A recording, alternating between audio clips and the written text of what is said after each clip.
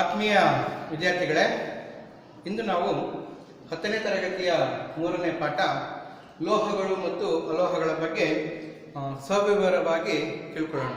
ಅಂದರೆ ಲೋಹದ ಗುಣಗಳು ಹೇಗಿರ್ತದೆ, ಅಲೋಹಗಳ ಗುಣಲಕ್ಷಣಗಳು ಹೇಗಿರ್ತದೆ, ಅದರ ಜೊತೆಗೆ ಅವೆರಡರ ರಾಸಾಯನಿಕ ಗುಣಲಕ್ಷಣಗಳು ಹೇಗಿರ್ತದೆ ಎಂಬುದರ ಬಗ್ಗೆ ಸ್ವಲ್ಪ ವಿವರವಾಗಿ ತಿಳ್ಕೊಳ್ಳೋಣ. ಮಕ್ಕಳೇ, ನಿಮಗೆಲ್ಲ ಗೊತ್ತಿದೆ, ನಾವು ಇದುವರೆಗೂ ಪಟ್ಟಿ ಮಾಡಿರೋ ಪ್ರಕಾರ 118 ಧಾತುಗಳನ್ನು ಪಟ್ಟಿ ಮಾಡಿದ್ದೇವೆ. 118 ಧಾತುಗಳು.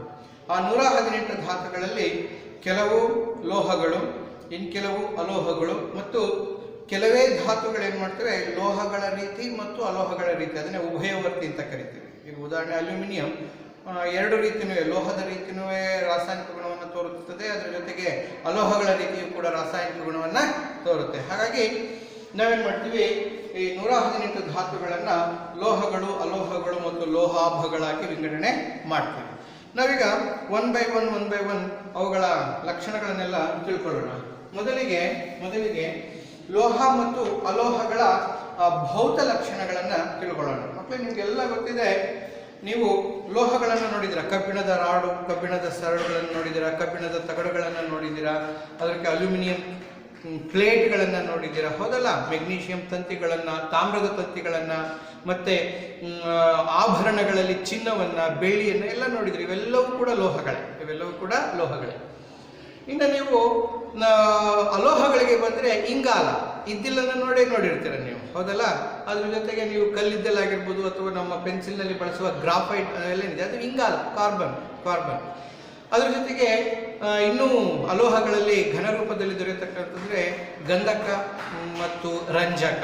ಸಾಮಾನ್ಯವಾಗಿ ಕಣ್ಣಿಗೆ ಕಾಣುವಂಥದ್ದು, ದೊರೆಯುವಂಥದ್ದು ಹೇಳಿದಾಗ ಗಂಧಕ ಮತ್ತು ರಂಜಕ. ಆದರೆ ದ್ರವ ರೂಪದಲ್ಲಿ ನಾವು ಅಲೋಹ ಒಂದಿದೆ, ಬ್ರೋಮಿನ್ ಅಂತ, ಆಮೇಲೆ ಹೇಳೋಣ ಅದನ್ನು ವಿವರಣಾತ್ಮಕವಾಗಿ. ಅದರ ಜೊತೆಗೆ ಅನಿಲ ರೂಪದಲ್ಲಿರುವ ಅಲೋಹಗಳು, ಯಾಕೆಂದರೆ ಈಗ ಆಮ್ಲಜನಕವನ್ನು ತೆಗೆದುಕೊಳ್ಳಿ, ಅಣುರೂಪದ ಆಮ್ಲಜನಕ ಅನಿಲ ರೂಪ, ಅಣುರೂಪದ ಸಾರಜನಕ ಅನಿಲ ರೂಪ, ಜಲಜನಕನೂ ಕೂಡ ಅನಿಲ ರೂಪದಲ್ಲಿ ಇರ್ತದೆ. ಹಾಗಾಗಿ ನಾವು ಲೋಹ ಮತ್ತು ಅಲೋಹಗಳ ಒಂದು ಭೌತ ಸ್ಥಿತಿಗಳನ್ನು ವಿಂಗಡಣೆ ಮಾಡ್ತಾ ಹೋದರೆ ನಾವು ಅನೇಕ ರೀತಿಯಾದಂತಹ ಭೌತ ಲಕ್ಷಣಗಳನ್ನು ನಾವು ಕಾಣ್ತೀವಿ. ಲೋಹಗಳು ಮತ್ತು ಅಲೋಹಗಳು ಇವುಗಳ ಭೌತ ಲಕ್ಷಣಗಳನ್ನು ತಿಳ್ಕೊಳ್ಳೋಣ.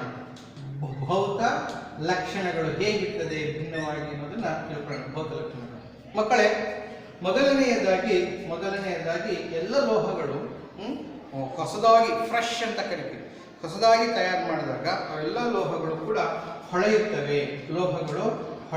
ಅದನ್ನ ಹೊಳೆಯುತ್ತವೆ ಅಂತ ಬರಿತೀವಿ. ಲೋಹಗಳು ಹೊಳೆಯುತ್ತವೆ, ಆದರೆ ಅಲೋಹಗಳು ಹೊಳೆಯೋದಿಲ್ಲ. ಲೋಹಗಳು ಹೊಳೆದರೆ ಅಲೋಹಗಳು ಹೊಳೆಯುವುದಿಲ್ಲ. ಅದನ್ನು ನಾನು ಇಂಟು ಮಾರ್ಕ್ ಹಾಕ್ತೀನಿ ಮಕ್ಕಳು, ಟೈಮಿಲ್ಲ. ಲೋಹಗಳು ಹೊಳೆಯುತ್ತವೆ. ಅದ್ರ ಜೊತೆಗೆ ಎರಡನೆಯದು ಲೋಹಗಳು ಬಿದುರವಲ್ಲ. ಅಂದ್ರೆ ಎತ್ತಾಕಿದ್ರೆ ಹೊಡ್ಕೊಂಡು ಹೋಗಲ್ಲ ಅಂತ ಅಷ್ಟೇ. ಬಿದುರವಲ್ಲ, ಎತ್ತಾಕಿದ್ರೆ ಹೊಡ್ಕೊಂಡು ಹೋಗಲ್ಲ. ಸೊ ಇಲ್ಲಿ ಅಲೋಹಗಳು ಬಿದುರ, ಇವು ಎತ್ತಾಕಿದ್ರೆ ಹೊಡ್ಕೊಂಡು ಹೋಗ್ತವೆ. ಅರ್ಥಾಯ್ತಾ? ಅಲೋಹಗಳು. ದೆನ್ ಮೂರನೆಯದು ಲೋಹಗಳಿಗೆ ಉತ್ತಮವಾದ ಶಾಬ್ದಿಕ ಗುಣವಿದೆ. ಶಾಬ್ದಿಕ ಗುಣವಿದೆ ಅಂದ್ರೆ ಏನರ್ಥ? ಉತ್ತಮವಾದಂತಹ ಶಬ್ದವನ್ನು ಪಡಿಬಹುದು. ನೀವು ಅನೇಕ ಮ್ಯೂಸಿಕಲ್ ಇನ್ಸ್ಟ್ರೂಮೆಂಟ್ ಅನ್ನು ನೋಡಿದ್ದೀರಾ. ಆ ಮ್ಯೂಸಿಕಲ್ ಇನ್ಸ್ಟ್ರೂಮೆಂಟ್ ತಂತಿಯಲ್ಲಿಂದ ತಯಾರಿರ್ತಕ್ಕಂತಹ ಮೃದಂಗ, ವೀಣೆ ಆಗಿರ್ಬೋದು ಅಥವಾ ಗಿಟಾರ್ ಆಗಿರ್ಬೋದು, ಅವೆಲ್ಲವೂ ಕೂಡ ಆ ತಂತಿಯಿಂದ ನಾವು ಮೀಟಿದಾಗ ಉತ್ತಮವಾದಂತಹ ಶಬ್ದ ಬರ್ತದೆ, ಹೌದಲ್ಲ? ಅದ್ರ ಜೊತೆಗೆ ಜಾಗಟೆ ಇವೆಲ್ಲ ಇದ್ದಾಗ ನಮಗೆ ಅವುಗಳಿಂದ ಶಬ್ದದ ಸಹಾಯದಿಂದ ನಮಗೆ ಕೇಳಲು ಇಂಪಾಗಿರತಕ್ಕಂಥ ಶಬ್ದ ಬರ್ತದೆ. ಅದನ್ನು ನಾವು ಶಾಬ್ದಿಕ ಗುಣ ಇದೆ. ಆದರೆ ಅಲೋಹಗಳಿಗೆ ಈ ಶಾಬ್ದಿಕ ಗುಣ ಇರೋದಿಲ್ಲ. ಅರ್ಥ ಆಯ್ತಾ ಮಕ್ಕಳೇ? ಅದಾದ್ಮೇಲೆ ನಾಲ್ಕನೆಯದಾಗಿ, ಸಾಮಾನ್ಯವಾಗಿ ಎಲ್ಲ ಲೋಹಗಳು ಘನ ಸ್ಥಿತಿನಲ್ಲಿರ್ತವೆ. ಒಂದೇ ಒಂದನ್ನು ಬಿಟ್ಟು ಪಾದರಸ ಇದೆಯಲ್ಲ ಮಕ್ಕಳೇ, ಇದು ಪಾದರಸ ದ್ರವ ರೂಪದಲ್ಲಿರತಕ್ಕಂತಹ ಲೋಹ. ದ್ರವರೂಪದ ಲೋಹ. ಆದರೆ ಅಲೋಹಗಳ ಹಂಗಾಗೋದಿಲ್ಲ. ಅಲೋಹಗಳಲ್ಲಿ ನಾವು ಎಲ್ಲ ಸ್ಥಿತಿಗಳಲ್ಲೂ ಕಾಣ್ತೀವಿ ಅಲೋಹಗಳನ್ನ. ಘನ, ದ್ರವ, ಮತ್ತು ಅನಿಲ, ಈ ಮೂರು ಸ್ಥಿತಿಯಲ್ಲೂ ಕೂಡ ನಾವು ಅಲೋಹಗಳನ್ನ ಕಾಣ್ತೀವಿ. ಈಗ ಘನರೂಪಕ್ಕೆ ಒಂದು ಉದಾಹರಣೆ ಅಂದ್ರೆ ಇಂಗಾಲ, ಗಂಧಕ ಮತ್ತು ರಂಜಕ. ಪೊಟ್ಯಾಷಿಯಂ ಅಲ್ಲ, ರಂಜಕ ಕೆ, ಪೊಟ್ಯಾಷ್ ಕೆ ಮಕ್ಕಳ, ಗಂಧಕ ಸಲ್ಫರ್, ರಂಜಕ ಫಾಸ್ಫರಸ್ ಪಿ, ಫಾಸ್ಫರಸ್, ಸಲ್ಫರ್, ಇಂಗಾಲ ಮತ್ತು ಫಾಸ್ಫರಸ್. ಅದರ ಜೊತೆಗೆ ದ್ರವ ರೂಪಕ್ಕೆ ಬಂದರೆ ಬ್ರೋಮಿನ್ ದ್ರವ ರೂಪದ ಅಲೋಹ.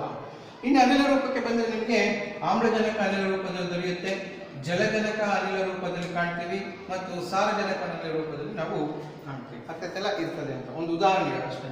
ಇಲ್ಲಂತೂ ಎಲ್ಲವೂ ಕೂಡ ಘನರೂಪನೇ ಬಿಡಿ. ಸೊ ಹೀಗೆ ಲೋಹಗಳು ಮತ್ತು ಅಲೋಹಗಳ ವ್ಯತ್ಯಾಸಗಳನ್ನ ಪಟ್ಟಿ ಮಾಡ್ತಾ ಹೋದ್ರೆ ಇನ್ನೊಂದು ತುಂಬಾ ಇಂಪಾರ್ಟೆಂಟ್ ವ್ಯತ್ಯಾಸ ಏನು ಅಂದ್ರೆ, ಈ ವ್ಯತ್ಯಾಸದಲ್ಲಿ ಲೋಹಗಳು ಪತ್ರಶೀಲತೆ ಮತ್ತು ತಂತುಶೀಲತೆ ಗುಣವನ್ನು ಹೊಂದಿರ್ತವೆ. ಪತ್ರಶೀಲತಾ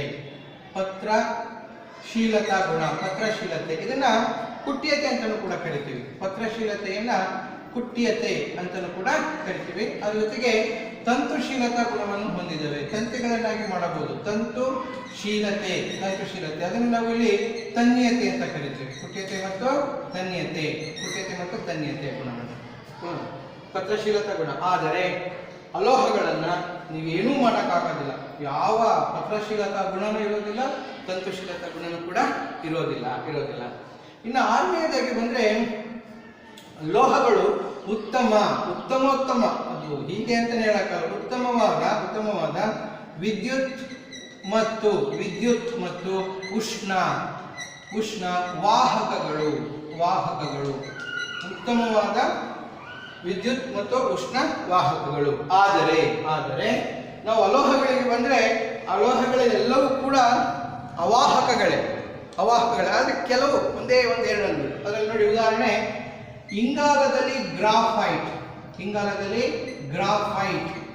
ಏನಿದೆ ಉತ್ತಮವಾದಂತಹ ವಿದ್ಯುತ್ ವಾಹಕ,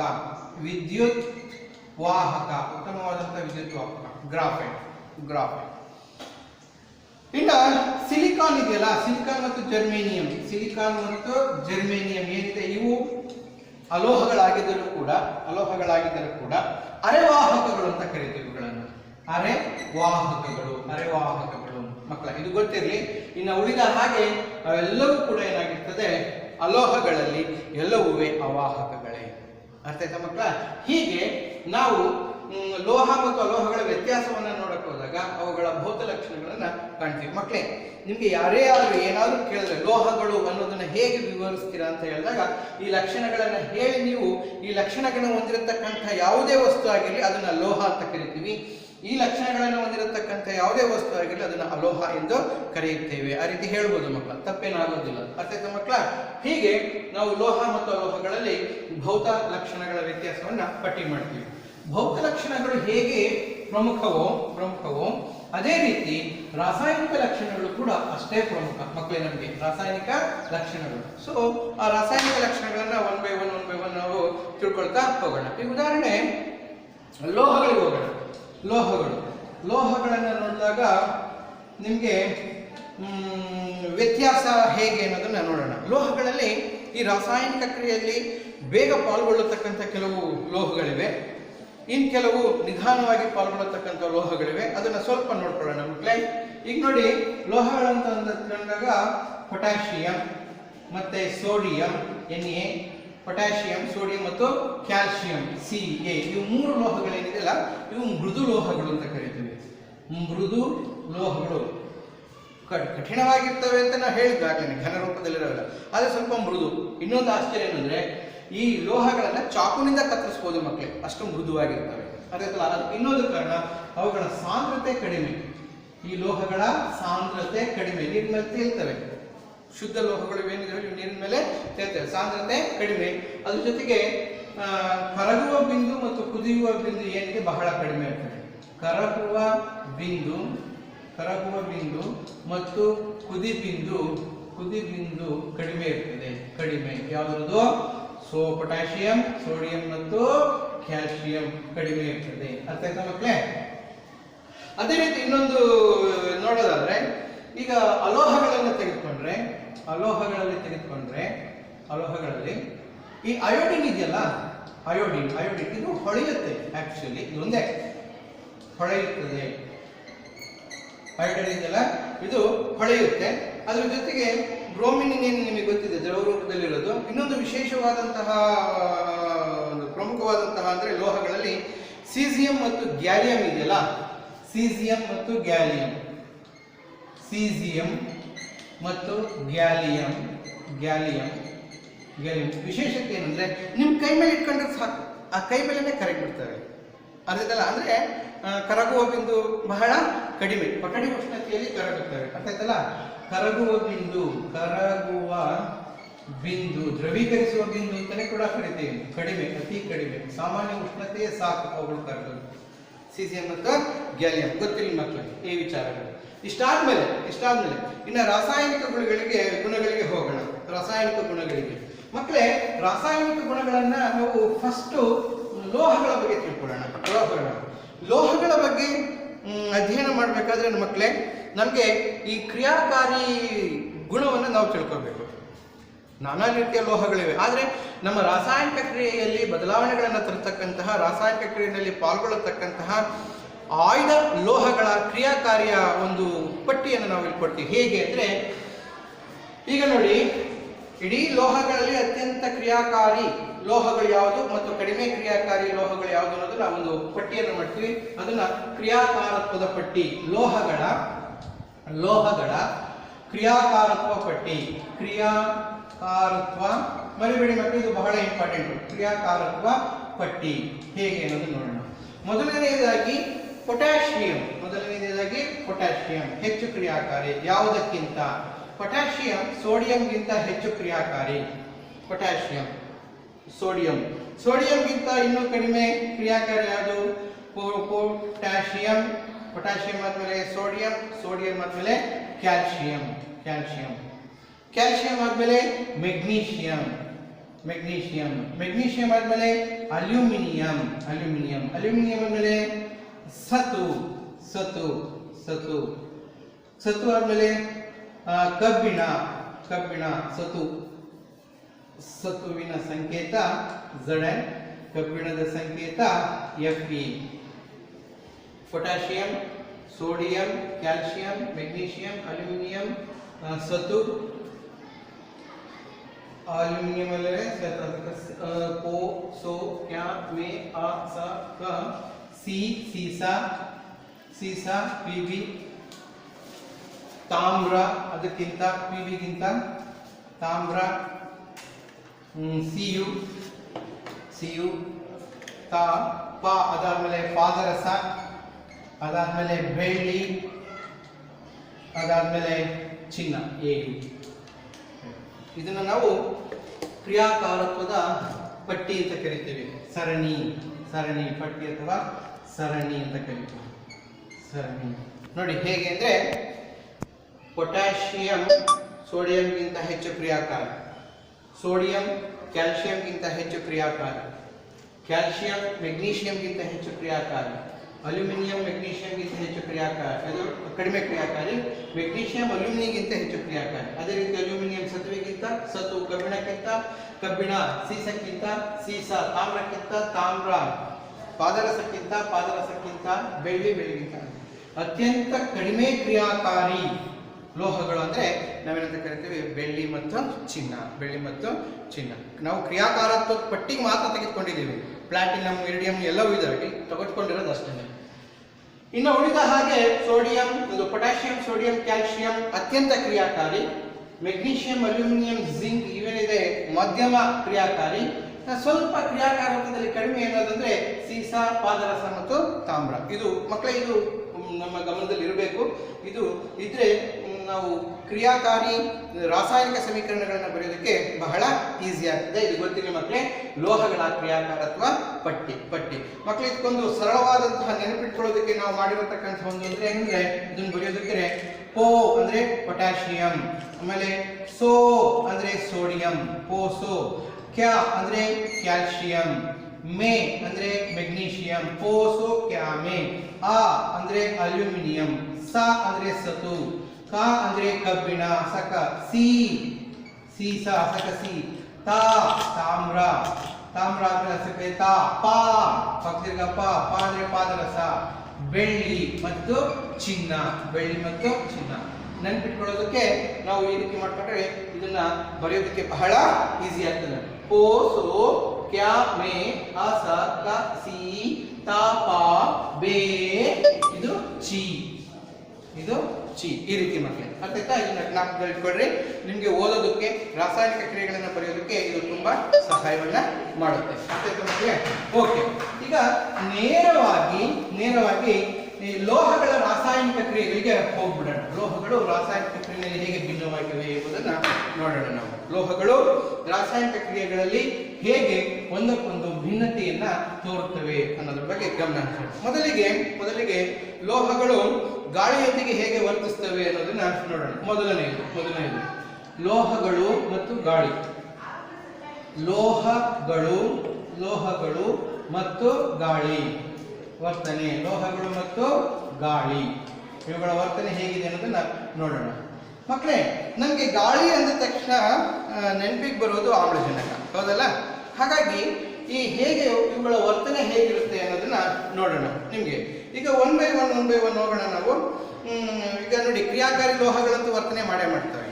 ಕ್ರಿಯಾಕಾರಿ ಲೋಹ, ಈಗ ಸೋಡಿಯಂ ಆಮ್ಲಜನಕದೊಂದಿಗೆ ವರ್ತಿಸ್ತಾ ಇರ್ತದೆ, ಸೋಡಿಯಂ ಆಕ್ಸೈಡ್ ಅನ್ನು ಕೊಡುತ್ತೆ. ಸ್ವಲ್ಪ ನೋಡಿ, ಸೋಡಿಯಂ ಪ್ಲಸ್ ಆಮ್ಲಜನಕದೊಂದಿಗೆ ವರ್ತಿಸಿದಾಗ ನಮಗೆ ಸೋಡಿಯಂ ಆಕ್ಸೈಡ್ ಅನ್ನು ಕೊಡುತ್ತೆ, Na2O, ಸೋಡಿಯಂ ಆಕ್ಸೈಡ್. ಸಮೀಕರಣವನ್ನು ಬ್ಯಾಲೆನ್ಸ್ ಮಾಡಬೇಕು. 2Na ಹಾಕ್ತೀವಿ, ದೆನ್ ಇಲ್ಲಿ 2 ಹಾಕಬೇಕು, ಆಮ್ಲಜನಕ 2 ಆಗ್ತದೆ, ಅವಾಗ ಇಲ್ಲಿ ಏನಾಗ್ತದೆ, ಸೋಡಿಯಂ 4 ಆಗುತ್ತೆ. 2Na2O ಅಂದ್ರೆ ಯಾವುದರಿಂದ ಸಿಗುತ್ತೆ? ಸೋಡಿಯಂ ಆಮ್ಲಜನಕದೊಂದಿಗೆ ವರ್ತಿಸಿ, ಅಂದ್ರೆ ಹೆಚ್ಚು ಕ್ರಿಯಾಕಾರಿ, ಪರಿಣಾಮಕಾರಿಯಾಗಿ ಆ ಅದನ್ನ ಕ್ರಿಯಾ ಎಷ್ಟು ವೇಗವಾಗಿರ್ತದೆ ಅದನ್ನು ನಾವು ಕಣ್ಣಲ್ಲಿ ನೋಡ್ತಿದ್ದಂಗೆ ಸೋಡಿಯಂ ಆಕ್ಸೈಡ್ ಉಂಟಾಗಿರ್ತದೆ. ಇನ್ನು ಅದೇ ರೀತಿ ನಾವು ಇನ್ನೊಂದು ಕೆಲವು ಉದಾಹರಣೆ ತೆಗೆದುಕೊಂಡು, ಈಗ ತಾಮ್ರದ ಕಣಗಳನ್ನು ನಾವು ಗಾಳಿಯಲ್ಲಿ ಕಾಯಿಸಿದಾಗ Cu plus O2 gives CuO, ತಾಮ್ರದ ಆಕ್ಸೈಡ್ ಅನ್ನು ಕೊಡ್ತದೆ. ಈ ತಾಮ್ರದ ಆಕ್ಸೈಡ್ ಹೇಗಿರ್ತದೆ ಅಂತ ನಾವು ನೋಡಿದ್ರೆ ಮಕ್ಕಳೇ, ಆ ತಾಮ್ರದ ಕಣಗಳು ಏನಿರ್ತದಲ್ಲ, ಈ ತಾಮ್ರದ ಕಣಗಳು ಅದ್ರ ಮೇಲೆ ಕಪ್ಪು ಬಣ್ಣ ಬಂದ್ಬಿಡ್ತದೆ. ತಾಮ್ರದ ಕಣಗಳ ಮೇಲೆ ಕಪ್ಪು ಬಣ್ಣ ಬರ್ತದೆ. ಫಸ್ಟ್ ಸಮೀಕರಣ ಸರಿದೂಗಿಸೋಣ. ಆಮ್ಲಜನಕ 2 ಇದೆ, ಇಲ್ಲಿ 1 ಇದೆ, ಇಲ್ಲಿ 2 ಹಾಕೋಣ. ತಾಮ್ರ ಇಲ್ಲಿ 1 ಇದೆ, ಇಲ್ಲಿ 2 ಇದೆ, ಇಲ್ಲಿ 2 ಹಾಕೋಣ. ನೋಡಿ, ತಾಮ್ರದ ಆಕ್ಸೈಡ್. ಸರ್, ಇದಕ್ಕೆ ವ್ಯತ್ಯಾಸ ಏನು? ಸೋಡಿಯಂ ಆಕ್ಸೈಡ್ ಸಂಪೂರ್ಣವಾಗಿ ಪರಿವರ್ತನೆ ಆಗ್ತದೆ. ವ್ಯತ್ಯಾಸ, ಸೋಡಿಯಂ ಆಕ್ಸೈಡ್ ಅನ್ನೋದು ಸಂಪೂರ್ಣವಾಗಿ ಪರಿವರ್ತನೆ ಆಗ್ತದೆ. ಇಲ್ಲಿ ಹಾಗಲ್ಲ. ಇಲ್ಲೊಂದು ತಾಮ್ರದ ಕಣ ಇದೆ ಅಂದ್ರೆ ತಾಮ್ರದ ಕಣದ ಮೇಲೆ ಈ ಆಕ್ಸೈಡ್ ಪದರ ರೂಪುಗೊಳ್ಳುತ್ತೆ. ಕಣದ ಮೇಲೆ ತಾಮ್ರದ ಆಕ್ಸೈಡ್ ಪದರ ರೂಪುಗೊಳ್ಳುತ್ತೆ. ನೋಡಿ, ಇದಕ್ಕೆ ಯಾವುದೇ ರೀತಿಯಾದಂತಹ ಶಾಖದ ಅವಶ್ಯಕತೆ ಇಲ್ಲ, ಶಾಖ ಕೊಡೋ ಅವಶ್ಯಕತೆ ಇಲ್ಲ. ಸಾಮಾನ್ಯ ವಾತಾವರಣದಲ್ಲಿ ರಾಸಾಯನಿಕ ಕ್ರಿಯೆಯಲ್ಲಿ ಪಾಲ್ಗೊಂಡ್ಬಿಡ್ತದೆ. ಆದರೆ ಇಲ್ಲಿ ತಾಮ್ರದ ಆಕ್ಸೈಡ್ ಆಗಿ ಪರಿವರ್ತನೆ ಮಾಡಬೇಕು ಅಂದ್ರೆ ನಾವಿಲ್ಲಿ ಶಾಖವನ್ನ ಕೊಡಲೇಬೇಕು. ತಾಮ್ರದ ಆಕ್ಸೈಡ್ ಆಗಿ ಪರಿವರ್ತನೆ ಮಾಡಬೇಕು ಅಂದ್ರೆ ಶಾಖವನ್ನ ಕೊಡಲೇಬೇಕು. ಈ ರೀತಿ ಶಾಖವನ್ನು ಕೊಟ್ಟು ಕಾಯಿಸ್ತಾ ಇರಬೇಕಾದ್ರೆ ತಾಮ್ರದ ಕಣಗಳ ಮೇಲೆ ತಾಮ್ರದ ಆಕ್ಸೈಡ್ ಪದರ ರೂಪುಗೊಳ್ಳುತ್ತೆ, ರಕ್ಷಣಾ ಕವಚದಂತೆ. ಒಳಗಡೆ ತಾಮ್ರದ ಕಣ ಹಾಗೆ ಇರ್ತದೆ. ಅರ್ಥ ಆಯ್ತಾ? ಮೇಲ್ಗಡೆ ತಾಮ್ರ ಕಪ್ಪು ಆಗ್ತದೆ. ಮತ್ತೆ ನೀವು ಅದನ್ನ ತನಗೇನಾದ್ರು ಉಜ್ಜಿದ್ದೇ ಆಗಲಿ, ಅದನ್ನ ಪಾಲಿಶ್ ಮಾಡಿದ್ದೇ ಆಗಲಿ, ಮತ್ತೆ ತಾಮ್ರ ತನ್ನ ಹೊಳಪನ್ನ ಮತ್ತೆ ಪಡ್ಕೊಳ್ಳುತ್ತೆ ಮಕ್ಕಳ. ಅರ್ಥ ಆಯ್ತಾ? ಸೊ ಹಾಗಾಗಿ ತಾಮ್ರದ ಆಕ್ಸೈಡ್ ಉಂಟಾಗುತ್ತೆ. ಅಂದ್ರೆ ಯಾವುದೇ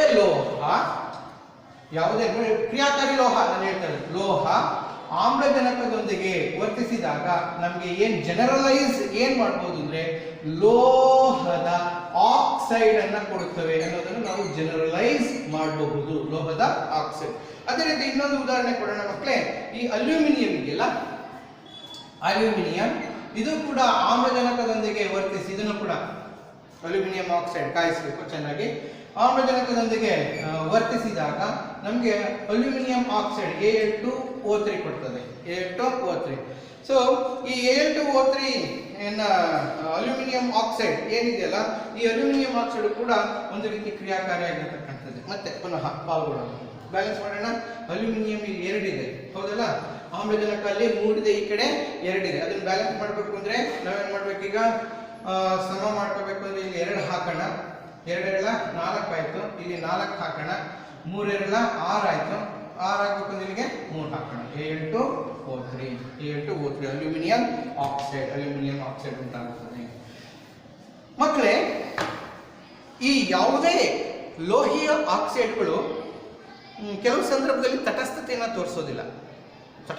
ಮತ್ತೆ ಅವಕ್ಕೆ ಏನಾದರೂ ತೇವಾಂಶ ಏನಾದರೂ ದೊರೆತಿದ್ದೇ ಆದಲ್ಲಿ, ಇಂಗಾಲದ ಡೈಆಕ್ಸೈಡ್ ಏನಾದರೂ ದೊರೆತಿದ್ದೇ ಅಲ್ಲಿ ಪುನಃ ರಾಸಾಯನಿಕ ಕ್ರಿಯೆಯಲ್ಲಿ ಅವು ಪುನಃ ಪಾಲ್ಗೊಳ್ತವೆ. ಅರ್ಥಾಯ್ತು ಮಕ್ಕಳೇ?